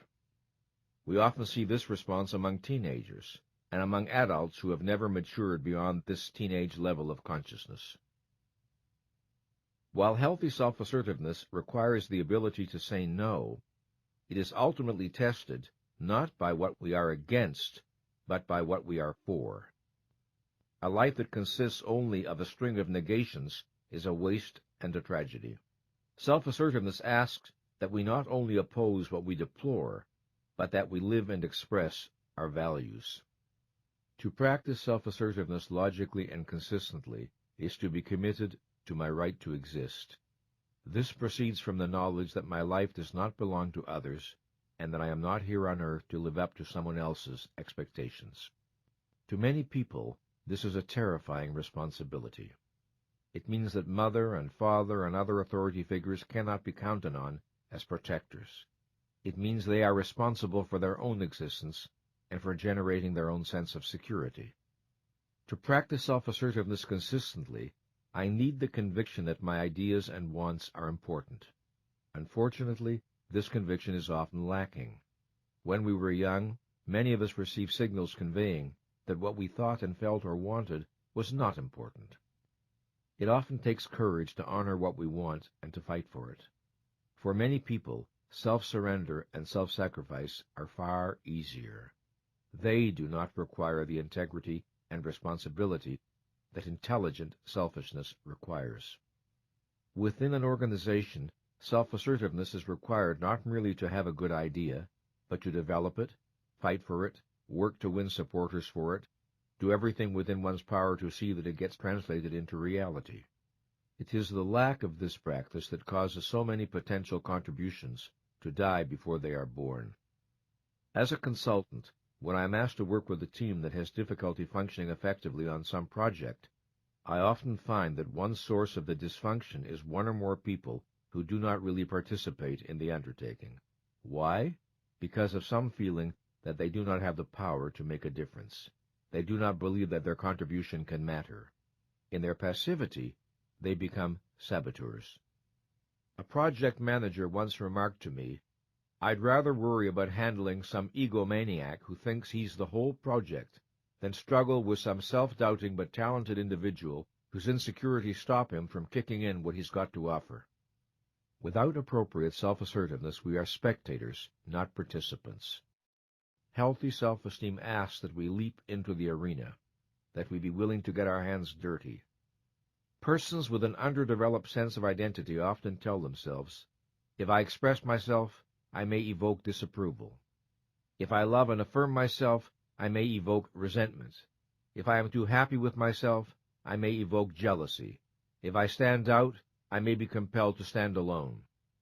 Such people remain frozen in the face of such possibilities and pay a terrible price in loss of self-esteem. Self-assertion entails the willingness to confront rather than evade the challenges of life and to strive for mastery. When we expand the boundaries of our ability to cope, we expand self-efficacy and self-respect. When we commit ourselves to new areas of learning, when we take on tasks that stretch us, we raise personal power. We assert our existence. When we are attempting to understand something and we hit a wall, it is an act of self-assertiveness to persevere. When we undertake to acquire new skills, absorb new knowledge, extend the reach of our mind across unfamiliar spaces, we are practicing self-assertiveness. When we learn how to be in an intimate relationship without abandoning our sense of self, when we learn how to be kind without being self-sacrificing, when we learn how to cooperate with others without betraying our standards and convictions, then we are practicing self-assertiveness. Some people stand and move as if they have no right to the space they occupy. Some speak as if their intention is that you not be able to hear them, either because they mumble or speak faintly or both. Some signal at the most crudely obvious level that they do not feel they have a right to exist. These people embody lack of self-assertiveness in its most extreme form. Their poor self-esteem is obvious. In therapy, when such men and women learn to move and speak with more assurance, they invariably report a rise in self-esteem. Not all manifestations of non-self-assertiveness are obvious. The average life is marked by thousands of unremembered silences, surrenders, capitulations, and misrepresentations of feelings and beliefs that corrode dignity and self-respect. When we do not express ourselves, do not assert our being, do not stand up for our values in contexts where it is appropriate to do so, we inflict wounds on our sense of self. The world does not do it to us. We do it to ourselves. Consider as an example a young man who sits alone in the darkness of a movie theater, deeply inspired by the drama unfolding before him. The story touches him so deeply that tears come to his eyes. He knows that in a week or so he will come back and want to see this film again. In the lobby, he spots a friend who was at the same screening, and they greet each other. He searches his friend's face for clues to his feelings about the movie, but the face is blank. The friend inquires, "How'd you like the picture?" The young man feels an instant stab of fear. He does not want to appear uncool. He does not want to say the truth. "I loved it. It touched me very deeply." So instead, he shrugs indifferently and says, "Not bad." He does not know that he has just slapped his own face, or rather he does not know it consciously. His diminished self-esteem knows it. A woman is at a cocktail party where she hears someone make an ugly racial slur that causes her inwardly to cringe. She wants to say, "I found that offensive," but she is afraid of evoking disapproval. In embarrassment, she looks away and says nothing. Later, to appease her sense of uneasiness, she tells herself, "What difference does it make? The man was a fool." But her self-esteem knows what difference it makes. Now, a personal example. I have already mentioned the relationship that I began with Ayn Rand a month before my 20th birthday, and that came to an explosive parting of the ways 18 years later. Among the many benefits that I received from her in the early years, one was an experience of profound visibility. I felt understood and appreciated by her to an extent that was without precedent. What made her response so important was the high esteem in which I held her. I admired her enormously. Only gradually did I realize that she did not tolerate disagreement well, not among intimates. She did not require full agreement among acquaintances, but with anyone who wanted to be truly close, enormous enthusiasm was expected for her every deed and utterance. I did not notice the steps by which I learned to censor negative reactions to some of her behavior. When, for example, I found her self-congratulatory remarks excessive, or her lack of empathy disquieting, or her pontificating unworthy of her. I did not give her the kind of corrective feedback everyone needs from time to time. In later years, after the break, I often reflected on why I did not speak up more often. The simple truth was, I valued her esteem too much to place it in jeopardy. I had, in effect, become addicted to it. In exchange for the intoxicating gratification of being treated as a demigod by the person I valued above all others, and whose good opinion I treasured above all others, I leashed my self-assertiveness in ways that over time were damaging to my self-regard. In the end, I learned an invaluable lesson. I learned that surrenders of this kind do not work. They merely postpone confrontations that are inevitable and necessary. I learned that the temptation to self-betrayal can sometimes be worst with those about whom we care the most, and I learned that no amount of admiration for another human being can justify sacrificing one's judgment. The following sentence stems can facilitate reaching a deeper understanding of self-assertiveness. Each morning, for each stem, write 6 to 10 endings as rapidly as possible. Self-assertiveness to me means, if I lived 5% more self-assertively today, if I brought more awareness to my deepest needs and wants, if I were willing to voice my thoughts and opinions more often, when I suppressed my thoughts and opinions, and, as before, on the weekend, after reading the week's stems, write 6 to 10 endings for this one. If any of what I have been writing this week is true, it might be helpful if once again, we can appreciate that the actions that support healthy self-esteem are also expressions of healthy self-esteem. Self-assertiveness both supports self-esteem and is a manifestation of it. It is a mistake to look at someone who is self-assured and say, well, it's easy for her to be self-assertive. She has good self-esteem. One of the ways we build self-esteem is by being self-assertive when it is not easy to do so. There are always times when self-assertiveness calls on our courage. The 5th pillar of self-esteem is the practice of living purposefully. I have a friend in his late 60s who is one of the most brilliant and sought-after business speakers in the country. A few years ago, he reconnected with a woman he had known and loved many years earlier, and with whom he had been out of touch for 3 decades. She, too, was now in her 60s. They fell passionately in love. Telling me about it one evening at dinner, my friend had never looked happier. It was wonderful to be with him and to see the look of rapture on his face. Thinking, perhaps, of the 2 divorces in his past, he said, wistfully and urgently, God, I hope I handle things right this time. I want this relationship to succeed so much.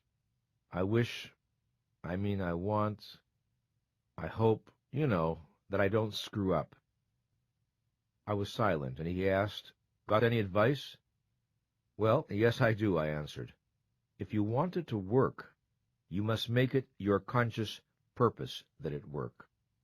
He leaned forward intently, and I went on, "I can just imagine what your reaction would be if you were at IBM and some executive said, 'Gee, I hope we handle the marketing of this new product properly. I really want us to succeed with this, and I wish—'" You'd be all over him in a minute saying, "What is this hope stuff? What do you mean you wish?" My advice is to apply what you know about the importance of purpose in business to your personal life. His elated smile said eloquently that he understood. This leads me to the subject of living purposefully. To live without purpose is to live at the mercy of chance, the chance event, the chance phone call, the chance encounter, because we have no standard by which to judge what is or is not worth doing. Outside forces bounce us along like a cork floating on water, with no initiative of our own to set a specific course. Our orientation to life is reactive rather than proactive. We are drifters. To live purposefully is to use our powers for the attainment of goals we have selected. The goal of studying, of raising a family, of earning a living, of starting a new business, of bringing a new product into the marketplace, of sustaining a happy romantic relationship. It is our goals that lead us forward, that call on the exercise of our faculties, that energize our existence. To live purposefully is, among other things, to live productively. Productivity is the act of supporting our existence by translating our thoughts into reality, of setting our goals and working for their achievement, of bringing knowledge, goods, or services into reality. It is not the degree of a person's productive ability that matters here, but the person's choice to exercise such ability as he or she possesses. Nor is it the kind of work selected that is important, but whether a person seeks work that offers an outlet for his or her intelligence, if the opportunity to do so exists. The purposes that move us need to be specific if they are to be realized. I cannot organize my behavior optimally if my goal is merely to do my best. The assignment is too vague. My goal needs to be precisely defined. For example, to exercise on the treadmill for 30 minutes 4 times a week, to earn a specific sum of money in commissions by the end of the year, to achieve a specific market niche by a specific means, by a specific target date.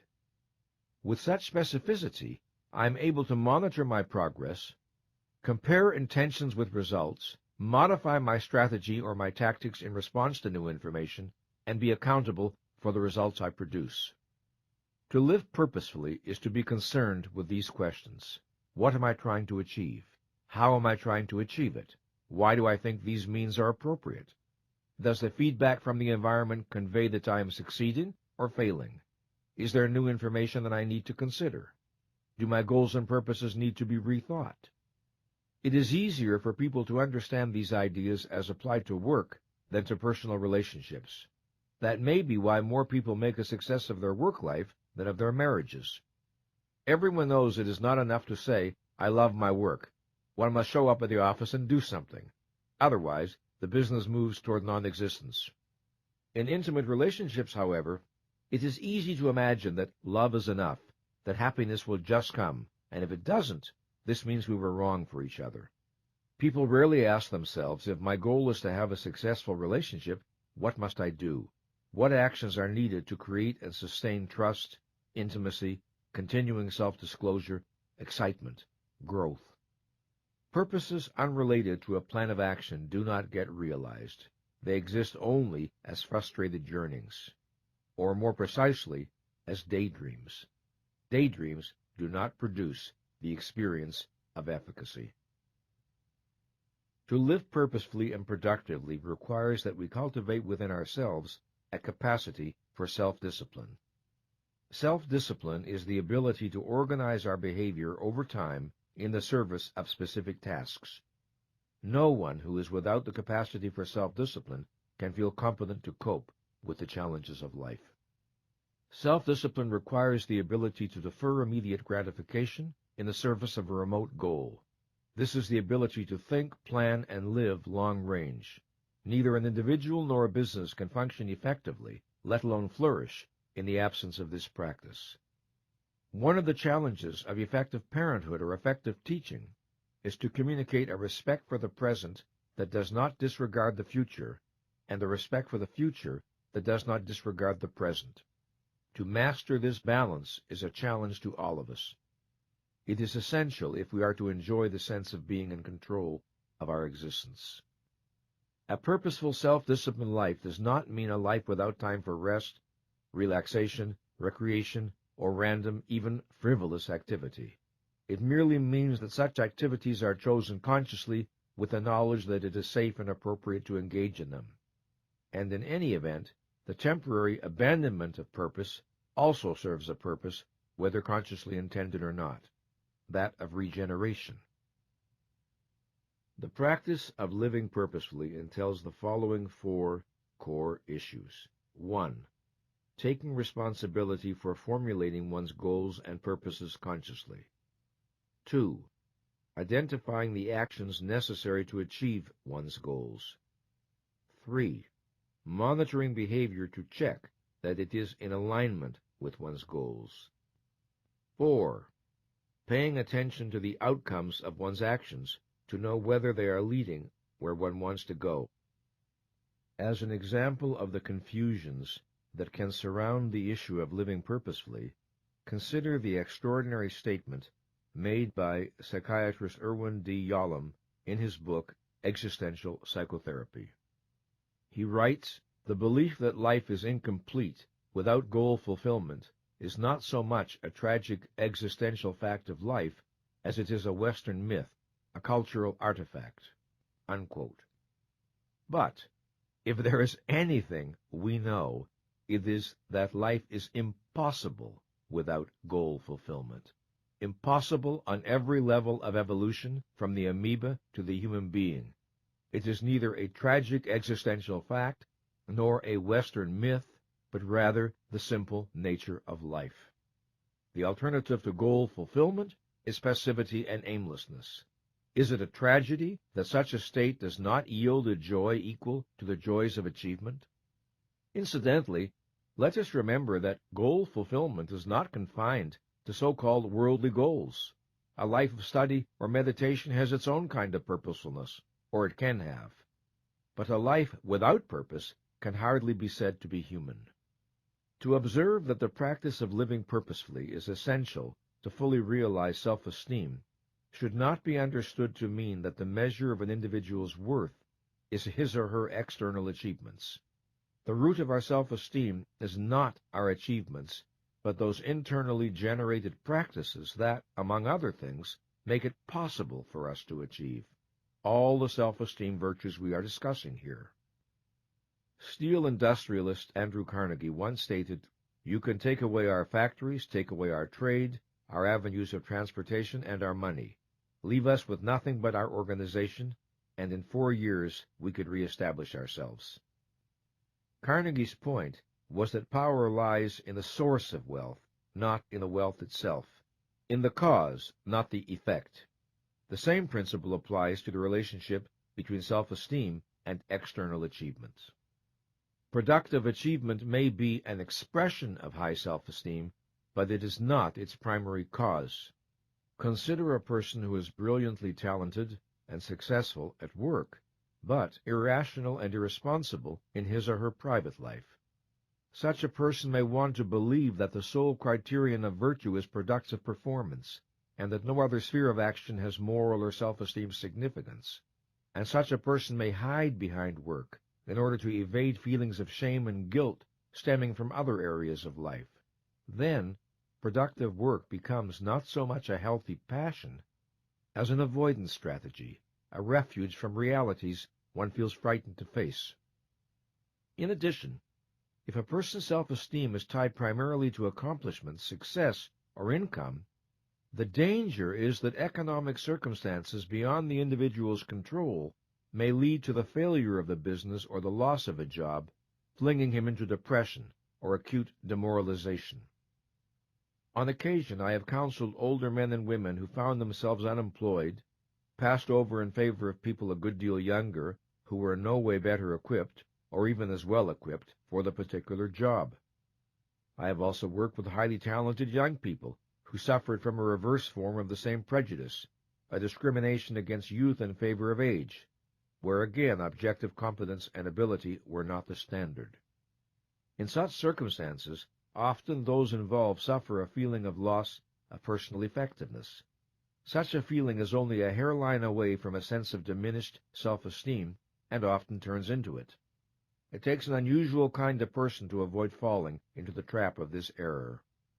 It takes a person who is already well-centered, and who understands that some of the forces operating are beyond personal control and should not have significance for self-esteem. It is not that they may not suffer or feel anxiety for the future. It is that they do not interpret the problem in terms of personal worth. When a question of self-esteem is involved, the question to ask is this: is this matter within my direct volitional control? Or is it at least linked by a direct line of causality to matters within my direct volitional control? If it isn't, it is irrelevant to self-esteem and should be perceived to be, however painful or even devastating the problem may be on other grounds. When I think of what living purposefully means in my life, I think first of taking responsibility for generating the actions necessary to achieve my goals. Living purposefully overlaps significantly with self-responsibility. I think of a time when I wanted something I could not afford that represented a significant improvement in my way of living. A fairly large expenditure of money was involved. For several years I remained uncharacteristically passive about finding a solution. Then one day I had a thought that certainly was not new to me, and yet somehow had fresh impact. If I don't do something, nothing is going to change. This jolted me out of my procrastination, of which I had been dimly aware for a long time, but had not confronted. I proceeded to conceive and implement a project that was stimulating, challenging, profoundly satisfying and worthwhile, and that produced the additional income I needed. In principle, I could have done it several years earlier. However, only when I became bored and irritated with my own procrastination, only when I decided to commit myself to finding a solution over the next few weeks, only when I applied what I know about living purposely to my own situation, only then did I launch myself into action and toward the solution. When I did, I noticed that not only was I happier, but also that my self-esteem rose. When I told this story in one of my self-esteem groups, I was challenged by someone who said, "That's okay for you, but not everyone is in a position to develop new projects. What are we to do?" I invited him to talk about his own procrastination and about the unfulfilled desire involved. If you made it your conscious purpose to achieve that desire, I asked, what might you do? And, after a bit of good-natured prompting, he began to tell me. Here are some stem sentences that my clients find helpful in deepening their understanding of the ideas we've been discussing. Living purposefully to me means, if I bring 5% more purposefulness to my life today, if I operate 5% more purposefully in my marriage,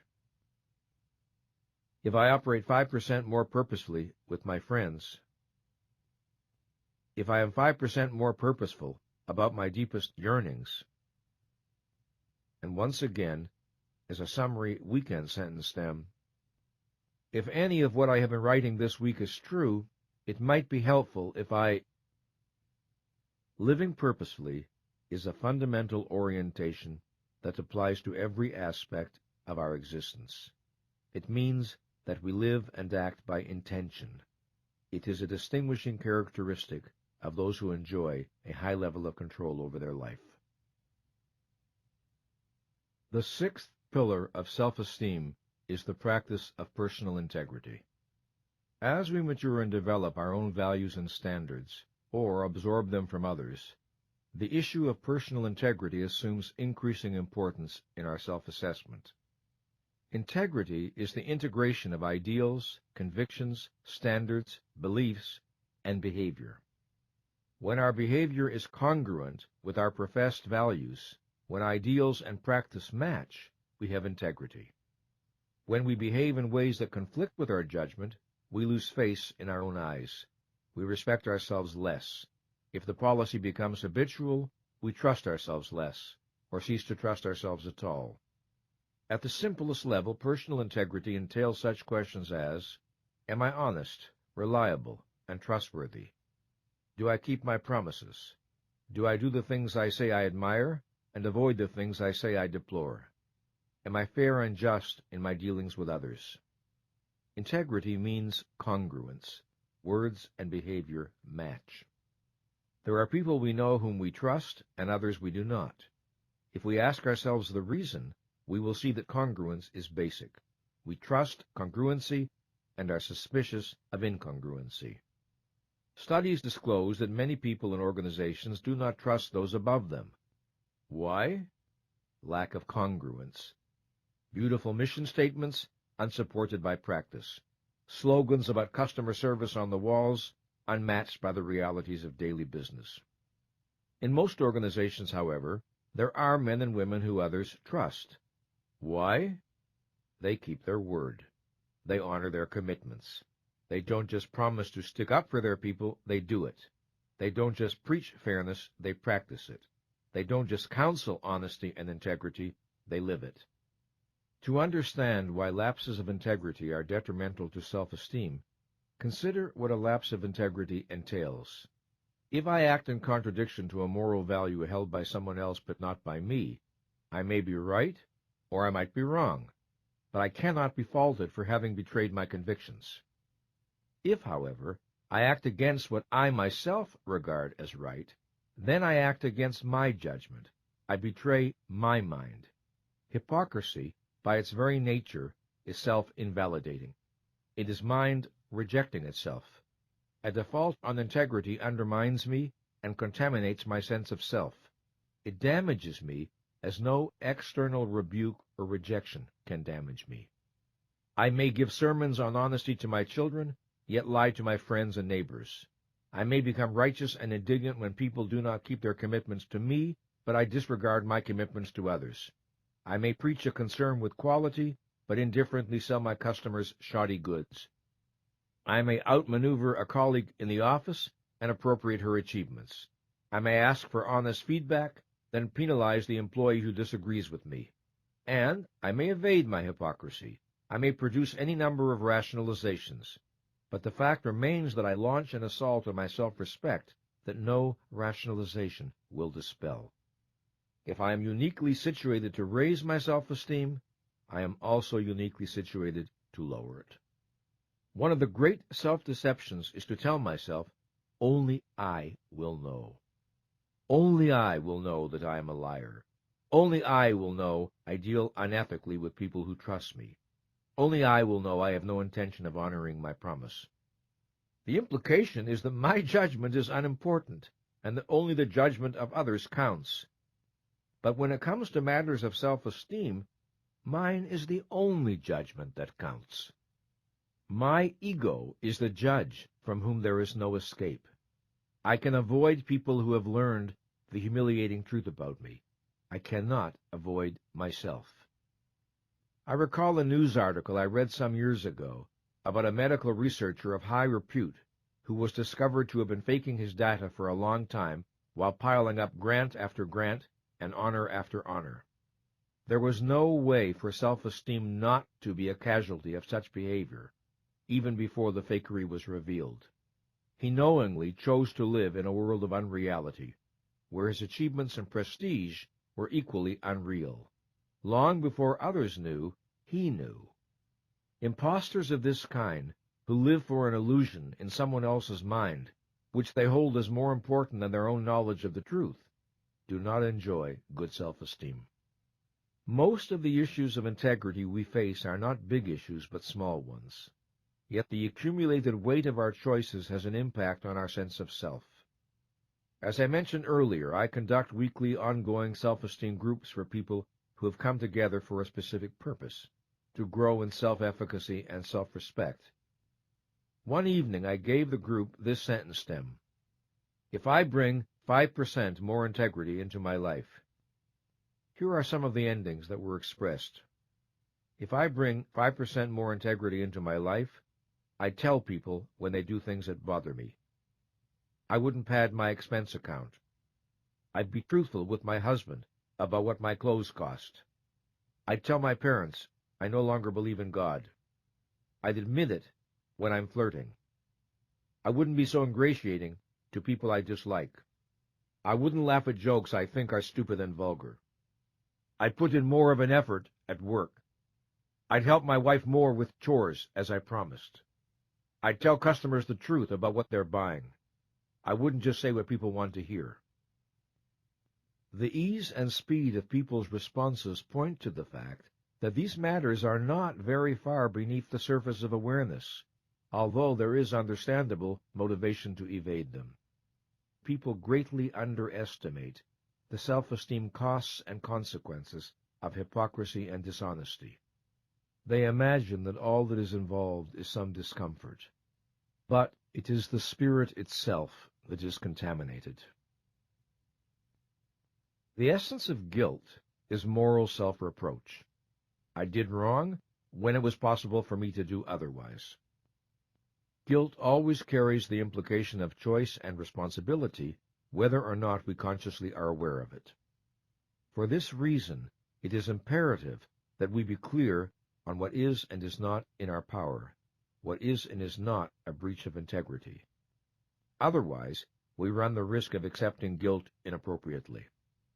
For example, suppose someone we love is killed in an accident.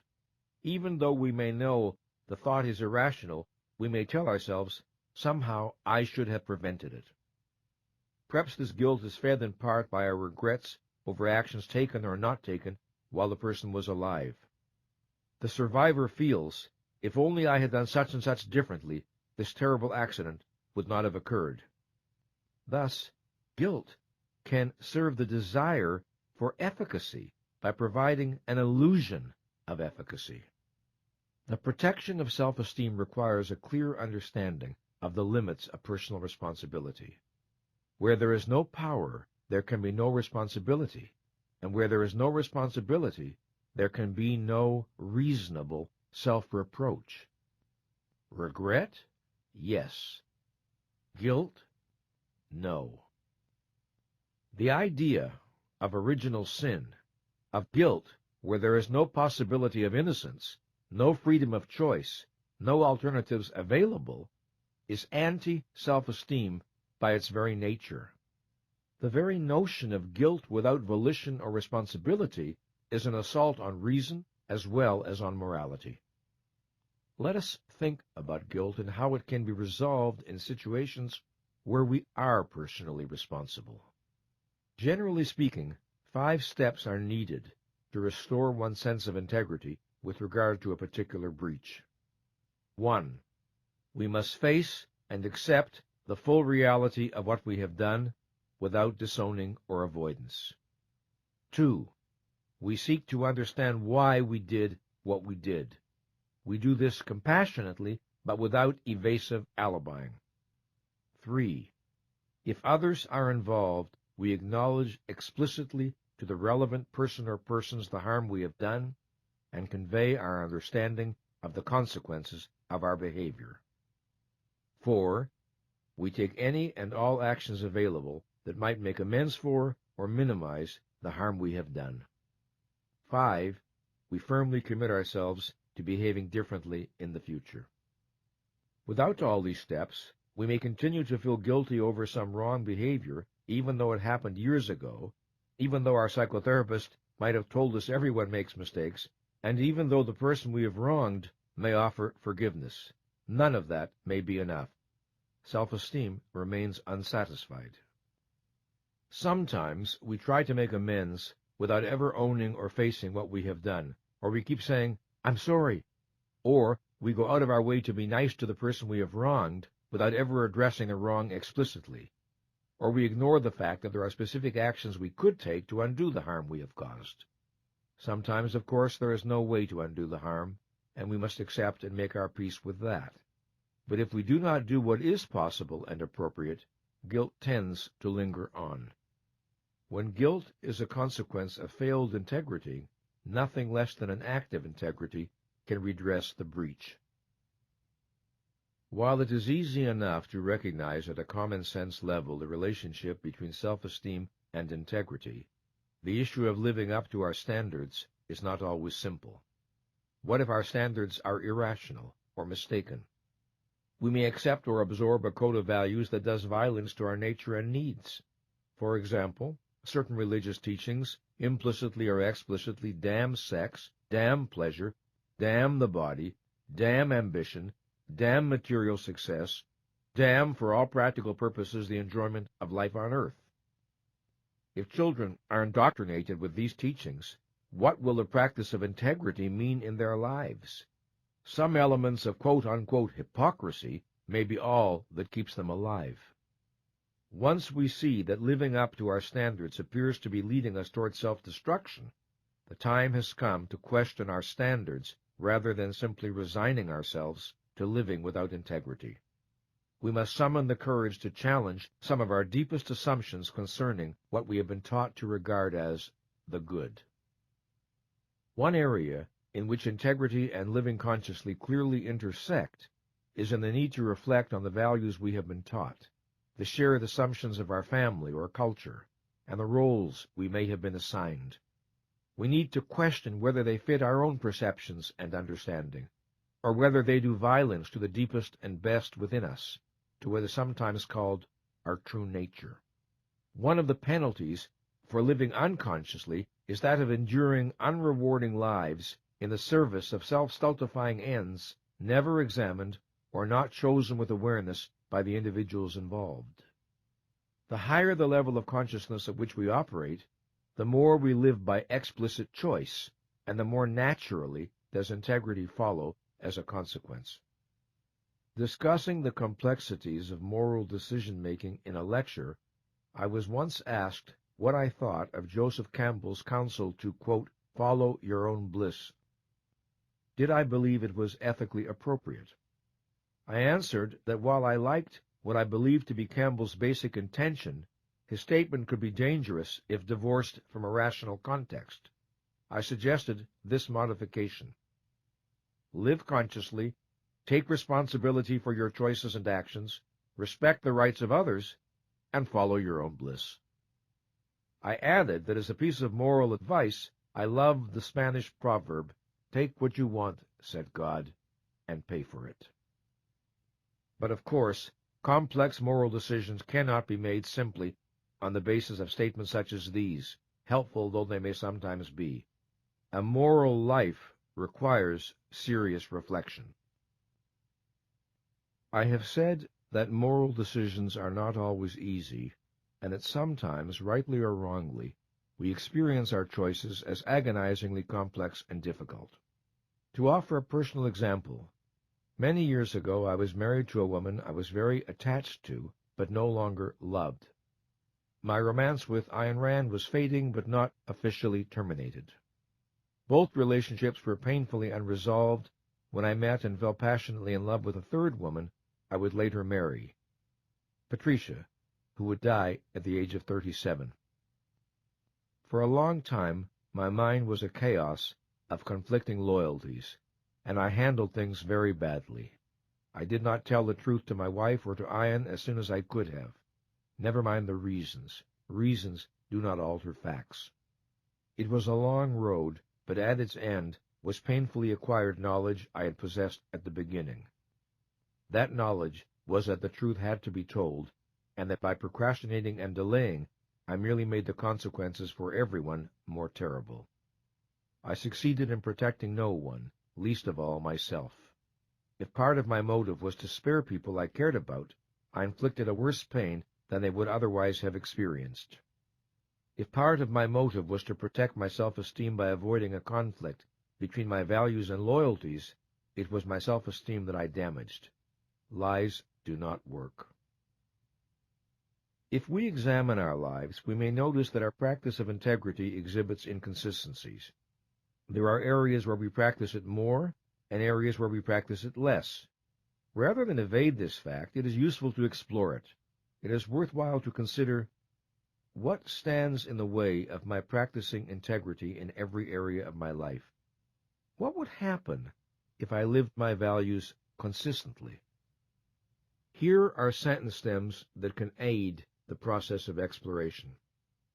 Integrity to me means, if I bring 5% more integrity to my work, if I bring 5% more integrity to my personal relationships, if I am willing to look at the areas where I do not practice integrity. On the weekend, again work with this sentence stem. If any of what I have been writing this week is true, it might be helpful if you choose to bring a high level of awareness to what you produce. In doing these sentence stems, you may discover that living with greater integrity has become realizable. In a world where we regard ourselves and are regarded by others as accountable for our actions, the practice of integrity is relatively easier than in a world where the principle of personal accountability is absent. A culture of accountability tends to support our moral aspirations. The challenge for people today, and it is not an easy one, is to maintain high personal standards while feeling that one is living in a moral sewer. Grounds for such a feeling are to be found in the behavior of our public figures, the horror of so many world events, and in our so-called art and entertainment, so much of which celebrates depravity, cruelty, and mindless violence. All contribute to making the practice of personal integrity a lonely and even heroic undertaking.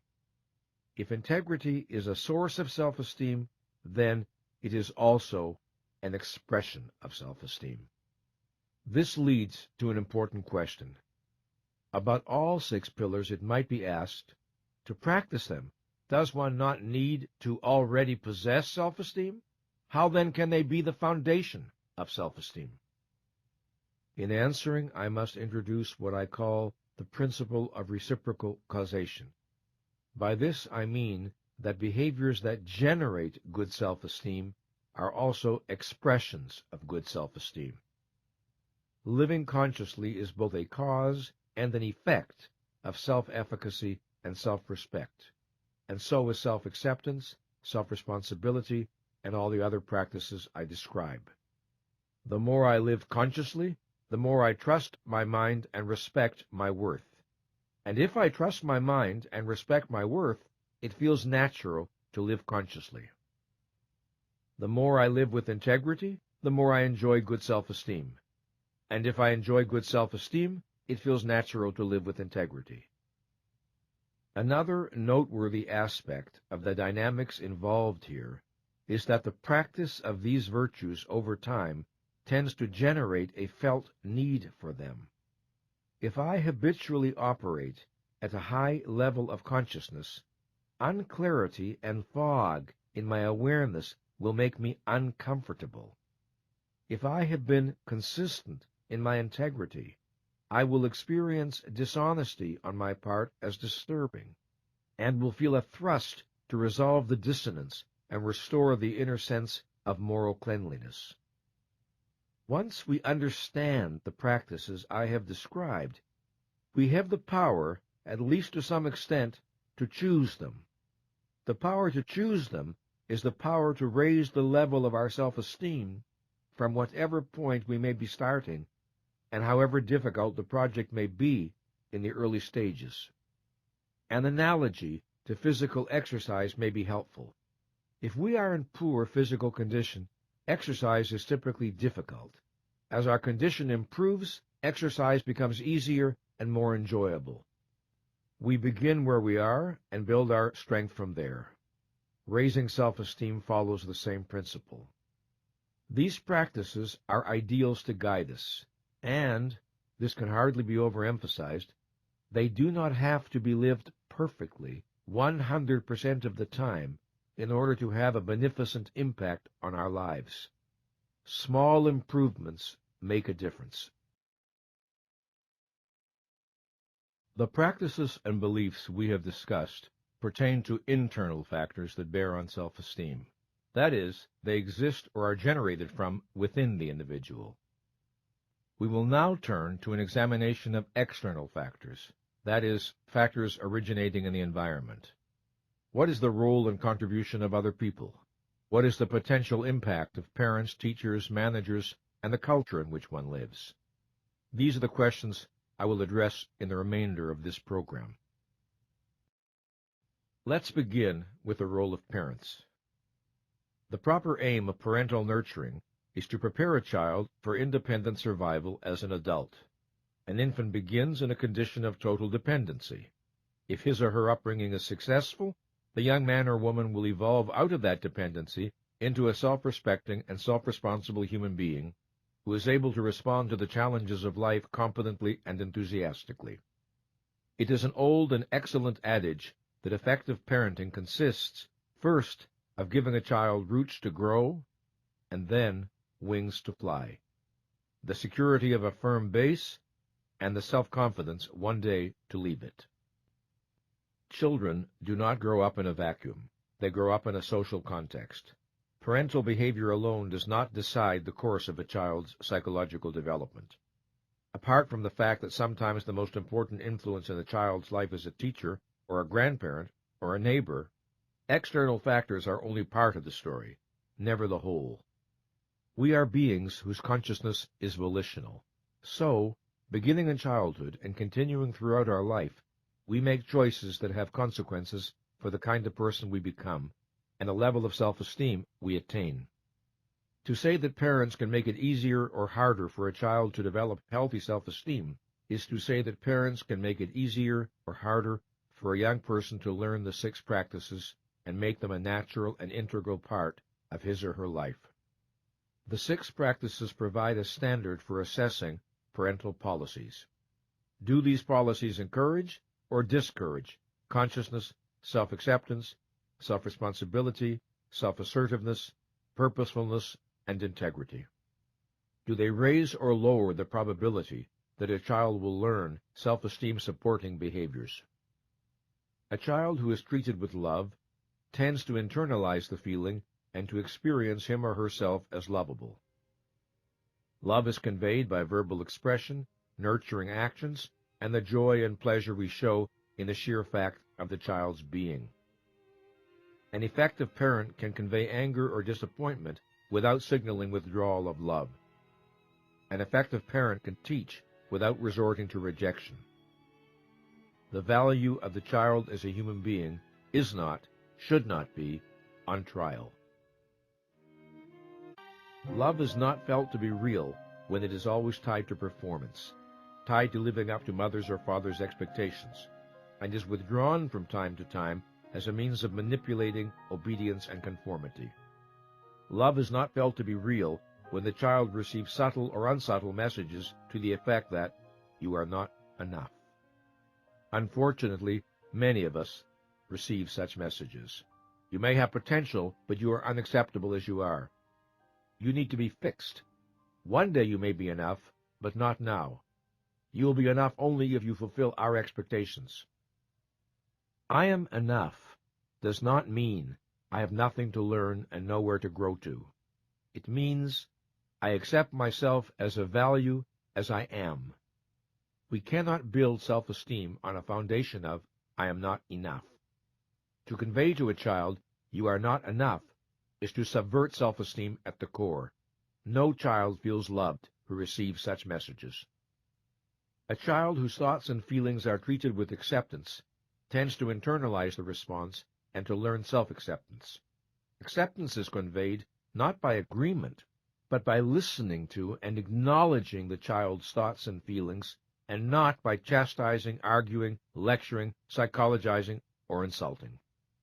If a child is repeatedly told that he or she must not feel this, must not feel that, the child is encouraged to deny and disown feelings or emotions in order to please or placate parents. If normal expressions of excitement, anger, happiness, sexuality, longing, and fear are treated as unacceptable, or wrong, or sinful, or otherwise distasteful to parents, the child may disown and reject more and more of the self to belong, to be loved, to avoid the terror of abandonment. We do not serve a child's development by making self-repudiation the price of our love. Few attitudes of parents can be so helpful for the child's healthy development as the child's experience that his or her nature, temperament, interests, and aspirations are accepted, whether or not parents share them. It is unrealistic in the extreme to imagine that parents will enjoy or be comfortable with a child's every act of self-expression. But acceptance does not require enjoyment or comfort or agreement. A parent may be athletic, a child may not be, or the reverse. A parent may be artistic, a child may not be, or the reverse. A parent may be very social, a child may be less so, or the reverse. A parent may be competitive, a child may not be, or the reverse. If differences are accepted, self-esteem can grow. A child who receives respect from adults tends to learn self-respect. Respect is conveyed by addressing a child with the courtesy one normally extends to adults. As child psychologist Haim Ginott used to observe, if a visiting guest accidentally spills a drink, we do not say, "Oh, you're so sloppy, what's the matter with you?" But then why do we think such statements are appropriate for our children, who are much more important to us than the visitor? Parents need to be informed. Be careful what you say to your children. They may agree with you. Before calling a child stupid or clumsy or bad or a disappointment, consider the question, is this how I want my child to experience him or herself? If a child grows up in a home where everyone deals with everyone else with natural, good-natured courtesy, he or she learns principles that apply both to self and to others. Respect of self and others feels like the normal order of things, which, properly, it is. Especially important for the nurturing of a child's self-esteem is the experience of what I have called psychological visibility. If I say or do something and you respond in a way that I perceive as congruent in terms of my own behavior, I feel seen and understood by you. For example, if I become playful and you become playful in turn, or if I express joy and you show understanding of my state, or if I express sadness and you convey empathy, or if I do something I am proud of and you smile in admiration, I feel visible. In contrast, if I say or do something and you respond in a way that makes no sense to me in terms of my own behavior, I do not feel seen and understood. If I become playful and you react as if I were being hostile, or if I express joy and you display impatience and tell me not to be silly, or if I express sadness and you accuse me of pretending, or if I do something I am proud of and you react with condemnation, I feel invisible. To feel visible to you, I do not require your agreement with what I'm doing, or feeling, or saying. We might hold different viewpoints. But if we show understanding of what the other is saying, and if our responses are congruent in terms of that, we can continue to feel visible to each other. A child has a natural desire to be seen, heard, understood, and responded to appropriately. To a self that is still forming, this need is particularly urgent. This is one of the reasons a child will look to a parent for a response after having taken some action. If a child says, unhappily, "I didn't get the part in my school play," and mother answers empathetically, "That must hurt," the child feels visible. What does a child feel if mother answers sharply, "Do you think you're always going to get what you want in life?" If a child bursts into the house, full of joy and excitement, and mother says, smiling, "You're happy today," the child feels visible. What does a child feel if mother screams, "Do you have to make so much noise? What is the matter with you?" When we convey love, appreciation, empathy, acceptance, and respect, we make a child visible. When we convey indifference, scorn, condemnation, and ridicule, we drive the child's self into the lonely underground of invisibility. If we are to love effectively, whether the object is our child, our mate, or a friend, the ability to provide the experience of visibility is essential. and in giving this experience to our child, we model a practice that he or she may learn to emulate.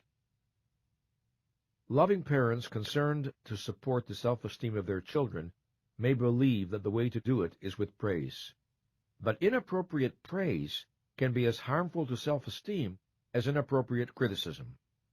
Many years ago, I learned from Haim Ganat an important distinction, that between evaluative praise and appreciative praise. Evaluative praise does not serve a child's interests. In contrast, appreciative praise can be productive both in supporting self-esteem and in reinforcing desired behavior. To quote from Ganat's book, Teacher and Child, "In psychotherapy, a child is never told, 'You are a good little boy. You are doing great.' Judgmental praise is avoided. Why? Because it is not helpful. It creates anxiety, invites dependency, and evokes defensiveness. It is not conducive to self-reliance, self-direction, and self-control." Unquote. If we state what we like and appreciate about the child's actions and accomplishments, we remain factual and descriptive. We leave it to the child to do the evaluating. Ganat offers this example of the process. Quote, "Marcia, age 12, helped the teacher rearrange the books in the class library. The teacher avoided personal praise such as, 'You did a good job,' or 'You're a hard worker.' Instead, she described what Marcia had accomplished. 'The books are all in order now. It'll be easy for the children to find any book they want. It was a difficult job, but you did it. Thank you.' The teacher's words of recognition allowed Marcia to make her own inference. 'My teacher likes the job I did. I am a good worker.' Unquote. The more specifically targeted our praise, the more meaningful it is to the child. Praise that is generalized and abstract leaves the child wondering what exactly is being praised. It is not helpful. Not only does praise need to be specific, it needs to be commensurate with its object. Overblown or grandiose praise tends to be overwhelming and anxiety-provoking, because the child knows it does not match his or her self-perceptions. Some parents are intent on helping their children's self-esteem, but they praise globally, indiscriminately, and extravagantly. At best, this does not work. At worst, it backfires. The child feels invisible and anxious. In addition, this policy tends to produce approval addicts, children who cannot take a step without looking for praise, and who feel disvalued if it is not forthcoming. If we wish to nurture autonomy, always leave space for the child to make his or her own evaluations after we have described behavior. Leave the child free of the pressure of our judgments. Help create a context in which independent thinking can occur. As to criticism, it needs to be directed only at the child's behavior, never at the child. The principle is this: describe the behavior, describe your feelings about it, describe what you want done, if anything, and omit character assassination. No good purpose is ever served by assaulting a child's self-esteem. This is the first rule of effective criticism. We do not inspire better behavior by impugning a child's worth, intelligence, morality, character, intentions, or psychology. No one was ever made good by being informed he or she was bad. Attacks on self-esteem tend to increase the likelihood that the unwanted behavior will happen again. The child thinks, since I am bad, I will behave badly. There is perhaps nothing more important to know about children than that they need to make sense out of their experience. In effect, they need to know that the universe is rational. They need to know that human existence is knowable, predictable, and stable. On that foundation, they can build a sense of efficacy. Without it, the task is worse than difficult. Sanity in family life is one of a child's most urgent needs if healthy development is to be possible. What does sanity mean in this context? It means adults who, for the most part, say what they mean and mean what they say. It means rules that are understandable, consistent, and fair. It means not being punished today for behavior that was ignored or even rewarded yesterday.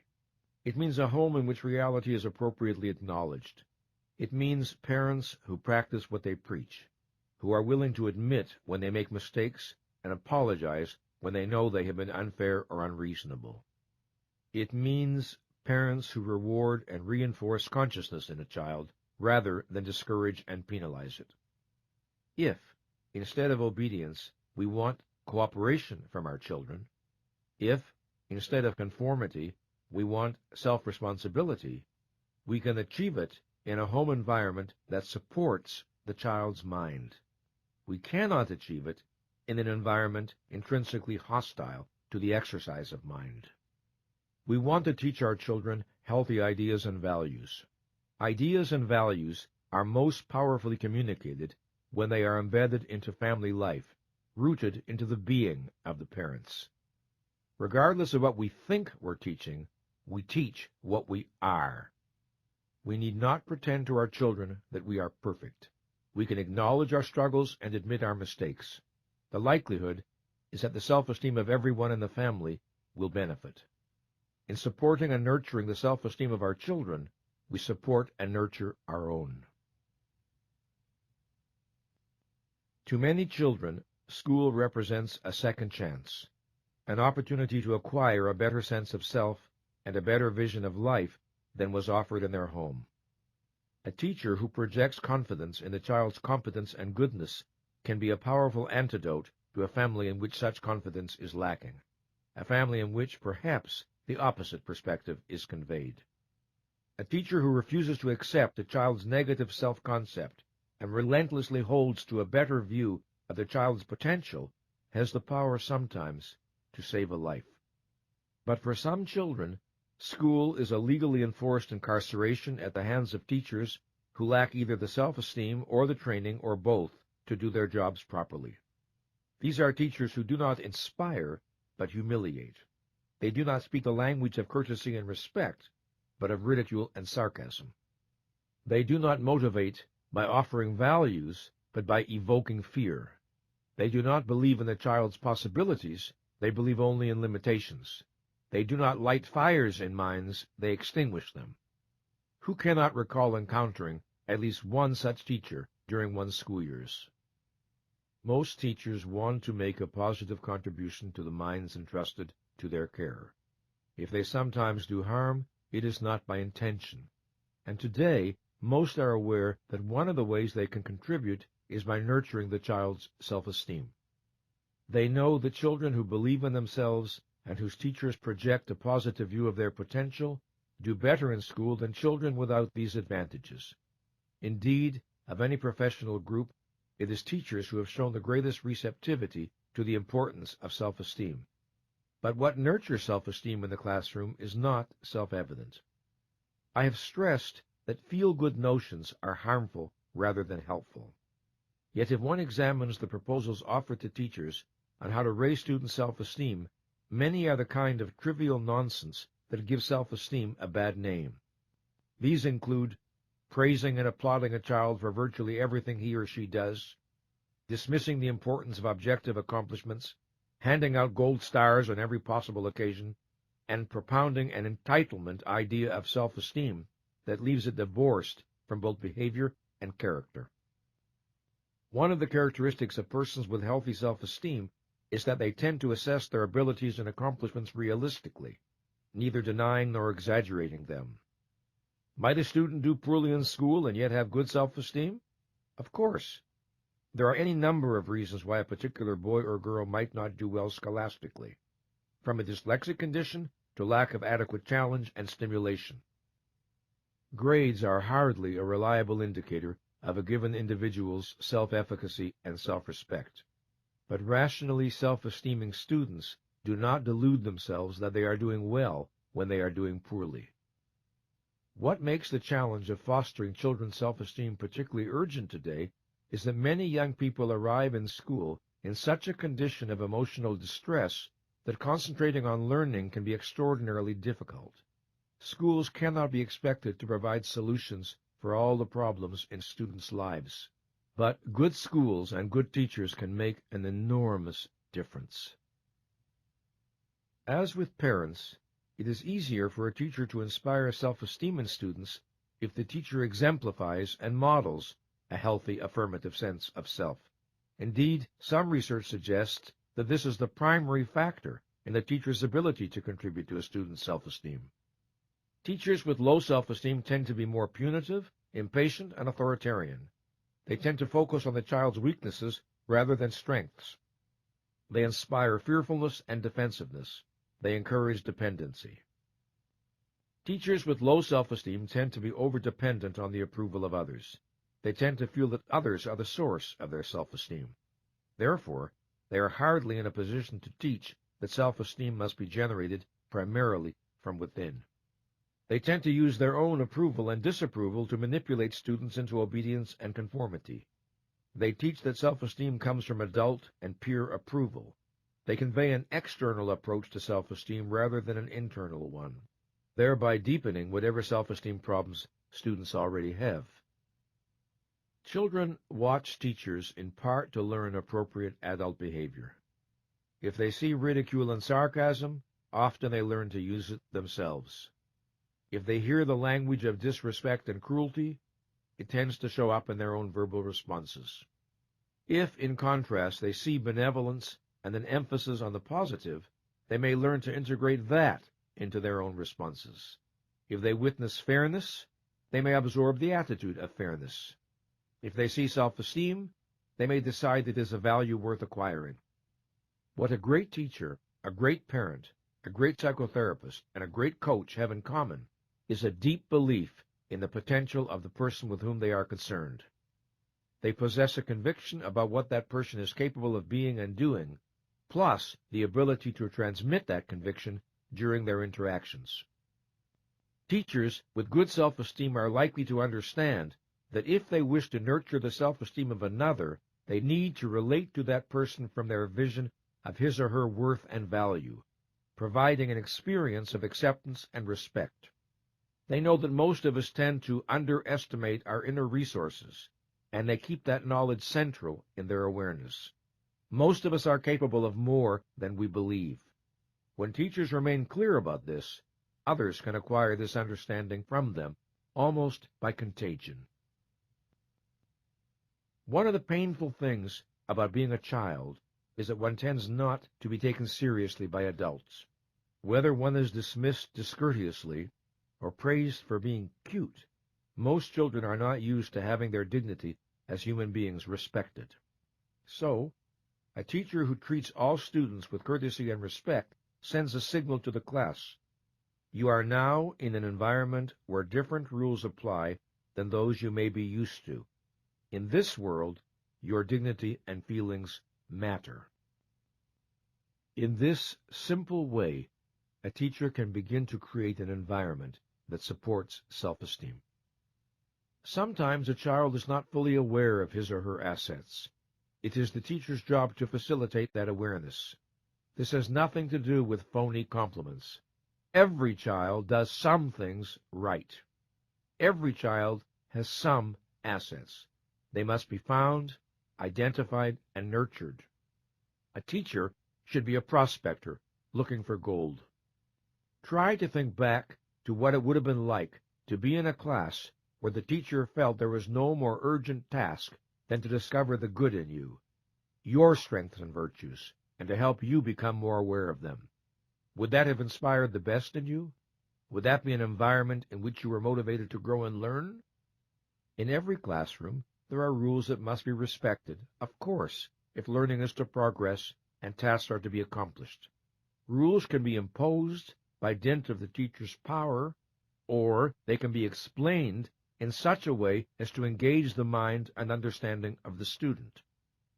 A teacher can think about rules in one of two ways. She or he can wonder, how can I make students do what needs to be done? Or he or she can wonder, how can I inspire students to want to do what needs to be done? The first orientation is necessarily adversarial and at best achieves obedience while encouraging dependency.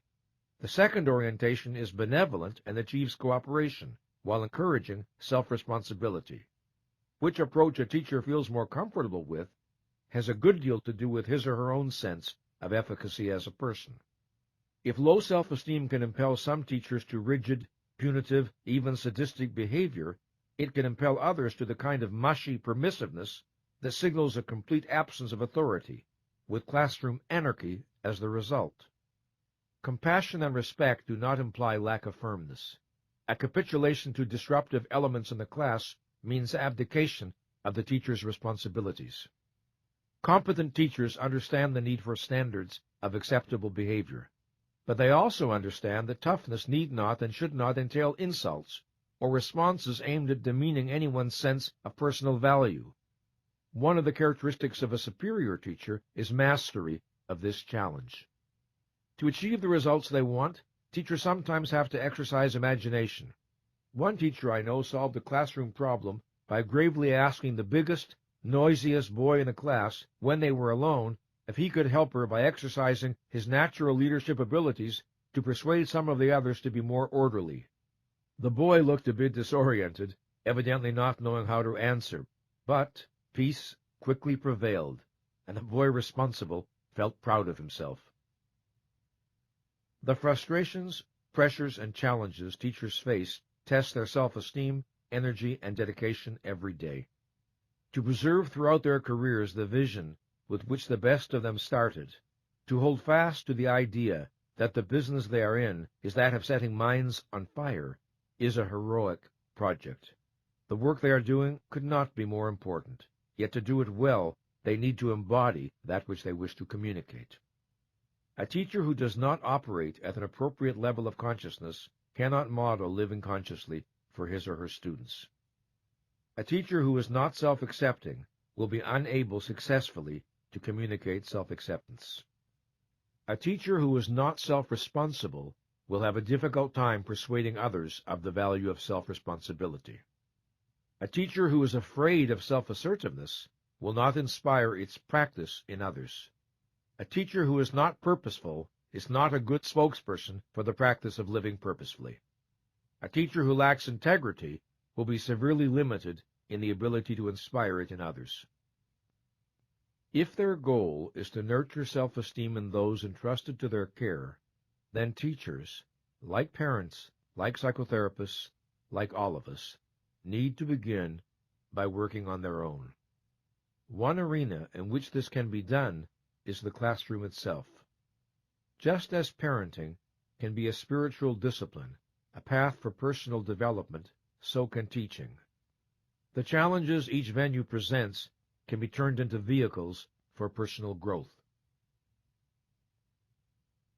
Now, I want to focus on the world of work, on the challenges to economic adaptiveness, both for individuals and organizations. In an economy in which knowledge, information, creativity, and their translation into innovation are the source of wealth and of competitive advantage, there are distinct challenges both to individuals and to organizations. To individuals, whether as employees or as self-employed professionals, the challenges include to acquire appropriate knowledge and skills and to commit oneself to a lifetime of continuous learning, which the rapid growth of knowledge makes mandatory, to work effectively with other human beings, which includes skill in written and oral communication, the ability to participate in non-adversarial relationships, understanding how to build consensus through give and take, and willingness to assume leadership and motivate co-workers when necessary. Finally, to manage and respond appropriately to change. To organizations, the challenges include to respond to the need for a constant stream of innovation by cultivating a discipline of innovation and entrepreneurship into the mission, strategies, policies, practices, and reward system of the organization, to go beyond paying lip service to the importance of the individual by designing a culture in which initiative, creativity, self-responsibility, and contribution are fostered and rewarded, and finally, to recognize the relationship between self-esteem and performance, and to think through and implement policies that support self-esteem. This demands recognizing and responding to the individual's need for a sane, intelligible, non-contradictory environment that a mind can make sense of for learning and growth, for achievement, for being listened to and respected, and for being allowed to make responsible mistakes. Leaders do not usually ask themselves, how can we create a self-esteem supporting culture in our organization? But the best of them do ask, what can we do to stimulate innovation and creativity? How can we make this the kind of place that will attract the best people?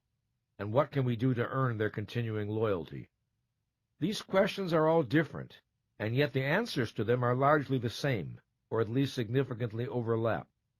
It would be impossible to have an organization that nurtured innovation and creativity, and yet did not nurture self-esteem in some important ways. It would be impossible to have an organization that nurtured self-esteem, and yet did not stimulate innovation, creativity, excitement, and loyalty. From the point of view of the individual, it is obvious that work can be a vehicle for raising self-esteem. The 6 pillars all have clear application here. When we bring a high level of consciousness, responsibility, and so on to our tasks, self-esteem is strengthened, just as when we avoid them, self-esteem is weakened. In this section, I want to focus on self-esteem from the perspective of the organization, the kind of policies and practices that either undermine or support the self-efficacy and self-respect of people. An organization whose people operate at a high level of consciousness, self-acceptance, self-responsibility, self-assertiveness, purposefulness, and personal integrity would be an organization of extraordinarily empowered human beings. These traits are supported in an organization to the extent that the following conditions are met. People feel safe. They're secure that they will not be ridiculed, demeaned, humiliated, or punished for openness and honesty, or for admitting, I made a mistake, or for saying, I don't know, but I'll find out. People feel accepted. They're treated with courtesy, listened to, invited to express thoughts and feelings, dealt with as individuals whose dignity is important. People feel challenged. They're given assignments that excite, inspire, and test and stretch their abilities. People feel recognized. They're acknowledged for individual talents and achievements and rewarded monetarily and non-monetarily for extraordinary contributions. People receive constructive feedback. They hear how to improve performance in non-demeaning ways that stress positives rather than negatives, and that build on their strengths. People see that innovation is expected of them. Their opinions are solicited, their brainstorming is invited, and they see that the development of new and usable ideas is desired of them and welcomed. People are given easy access to information. Not only are they given the information and resources they need to do their job properly, they are given information about the wider context in which they work, the goals and progress of the company, so that they can understand how their activities relate to the organization's overall mission. People are given authority appropriate to what they are accountable for. They are encouraged to take initiative, make decisions, exercise judgment. People are given clear-cut and non-contradictory rules and guidelines. They are provided with a structure their intelligence can grasp and count on, and they know what is expected of them. People are encouraged and empowered to solve as many of their own problems as possible. People see that their rewards for successes are far greater than any penalties for failures. In too many companies, where the penalties for mistakes are much greater than the rewards for success, people are afraid to take risks or express themselves. People are encouraged and rewarded for learning. People experience congruence between an organization's mission statement and professed philosophy on the one hand, and the behavior of leaders and managers on the other. They see integrity exemplified, and they feel motivated to match what they see. People experience being treated fairly and justly. They feel the workplace is a rational universe they can trust. People are able to believe in and take pride in the value of what they produce. They perceive the results of their efforts as genuinely useful, and they perceive their work as worth doing. To the extent that these conditions are operative in an organization, it will be a place in which high self-esteem people will want to work. It will also be one in which people of more modest self-esteem will find their self-esteem raised. Now, I want to say a few words about the leader, the CEO or company president.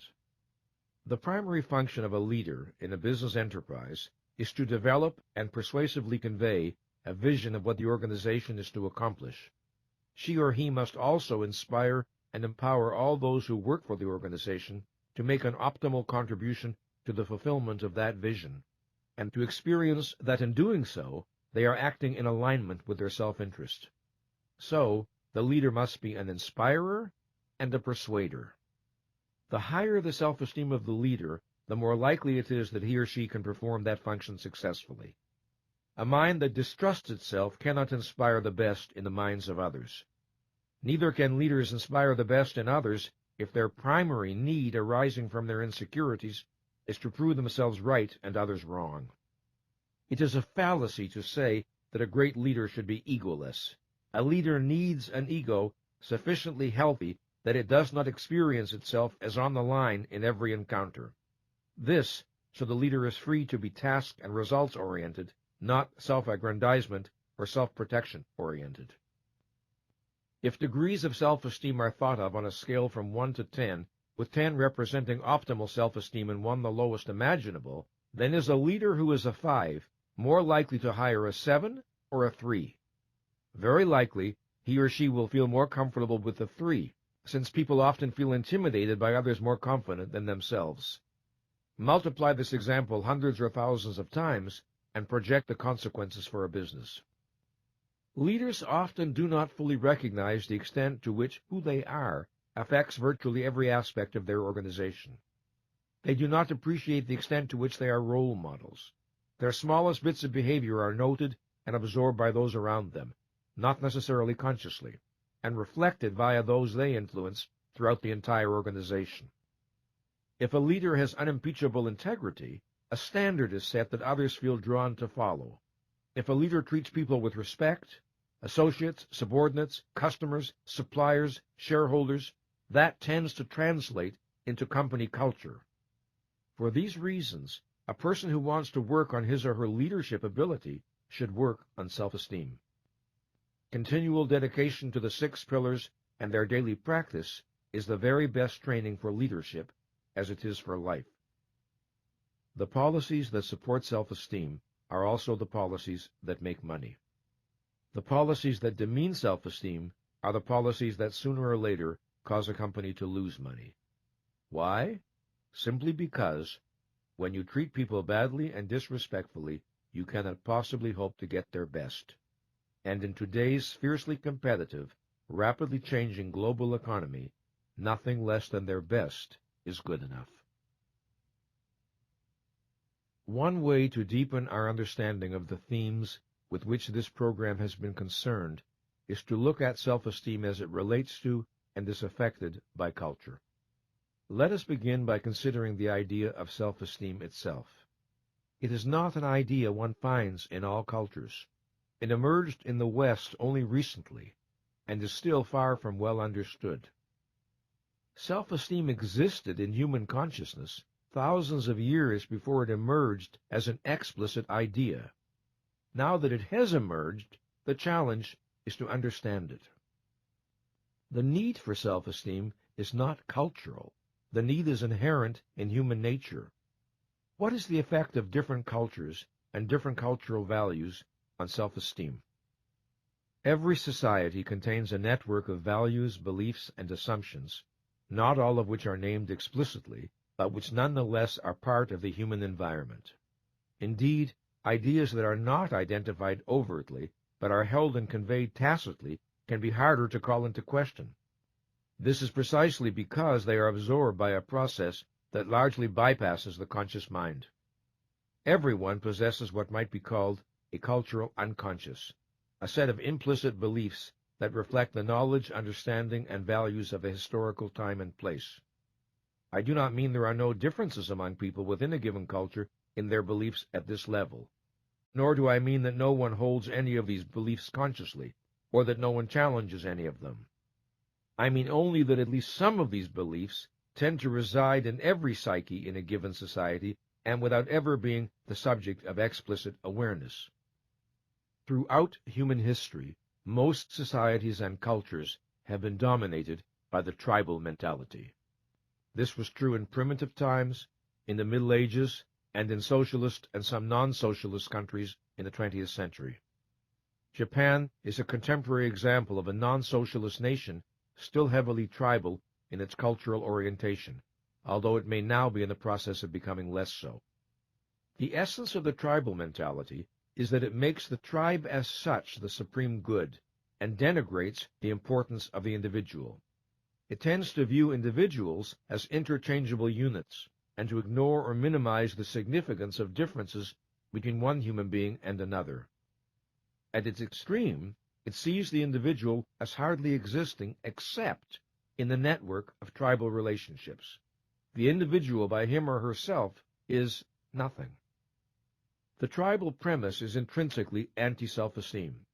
It is a premise and an orientation that disempowers the individual as individual. Its implicit message is, you don't count. By yourself, you are nothing. Only as part of us can you be something. Thus, any society, to the extent that it is dominated by the tribal premise, is inherently unsupportive of self-esteem. In such a society, the individual is socialized to hold him or herself in low esteem relative to the group. Self-assertiveness is suppressed. Pride tends to be labeled a vice. What was so historically extraordinary about the creation of the United States of America was its conscious rejection of the tribal premise. The Declaration of Independence proclaimed the revolutionary doctrine of individual inalienable rights and asserted that the government exists for the individual, not the individual for the government. Although our political leaders have betrayed this vision many ways and many times, it still contains the essence of what the abstraction America stands for. Freedom, individualism, the right to the pursuit of happiness, self-ownership, the individual as an end in him or herself, not a means to the ends of others, not the property of family or church or state or society. At the core of the American tradition was the fact that this country was born as a frontier nation, where nothing was given and everything had to be created. Self-discipline and hard work were highly esteemed cultural values. There was a strong theme of community and mutual aid, to be sure, but not as substitutes for self-reliance and self-responsibility. Independent people helped one another when they could, but ultimately everyone was expected to carry his or her own weight. This generalized account of traditional American culture leaves out a good deal. It does not, for instance, address the institution of slavery, the treatment of black Americans as second-class citizens, or legal discrimination against women. Just the same, we can say that to the extent the American vision was actualized, it did a good deal to encourage healthy self-esteem. It encouraged human beings to believe in themselves and in their possibilities. At the same time, a culture is made of people, and people inevitably carry the past with them. Americans may have repudiated the tribal premise politically, but they or their ancestors came from countries dominated by the tribal mentality. Their history often continued to influence them culturally and psychologically. They may in some instances have come to these shores to escape religious prejudice and persecution, but many of them carried the mindset of religious authoritarianism with them. They brought old ways of thinking about race, religion, and gender into the New World. Conflicting cultural values present from the beginning continue to this day. In our present culture, pro-self-esteem forces and anti-self-esteem forces collide constantly. The 20th century witnessed a shift in cultural values in the United States, and predominantly the shift has not supported higher self-esteem, but has encouraged the opposite. Today, the American culture is a battleground between the values of self-responsibility and the values of entitlement. This is not the only cultural conflict we can see around us, but it is the one most relevant to self-esteem. It is also at the root of many of the others. We are social beings who realize our humanity fully only in the context of community. The values of our community can inspire the best in us or the worst. A culture that values mind, intellect, knowledge, and understanding promotes self-esteem. A culture that denigrates mind undermines self-esteem. A culture in which human beings are held accountable for their actions supports self-esteem. A culture in which no one is held accountable for anything breeds demoralization and self-contempt. A culture that prizes self-responsibility fosters self-esteem. A culture in which people are encouraged to see themselves as victims fosters dependency, passivity, and the mentality of entitlement. The evidence for these observations is all around us. Cultures do not encourage the questioning of their own premises. One of the meanings of living consciously has to do with one's awareness that other people's beliefs are just that, their beliefs, and not necessarily the ultimate truth. The average person tends to judge him or herself by the values prevalent in his or her social environment, as transmitted by family members, political and religious leaders, teachers, newspaper and television editorials, and popular art such as movies. These values may or may not be rational and may or may not answer to the needs of the individual. I am sometimes asked if a person cannot achieve genuine self-esteem by conforming and living up to cultural norms that he or she may never have thought about, let alone questioned, and that do not necessarily make a good deal of sense. Is not the safety and security of belonging with and to the group a form of self-esteem? Does not group validation and support lead to an experience of true self-worth?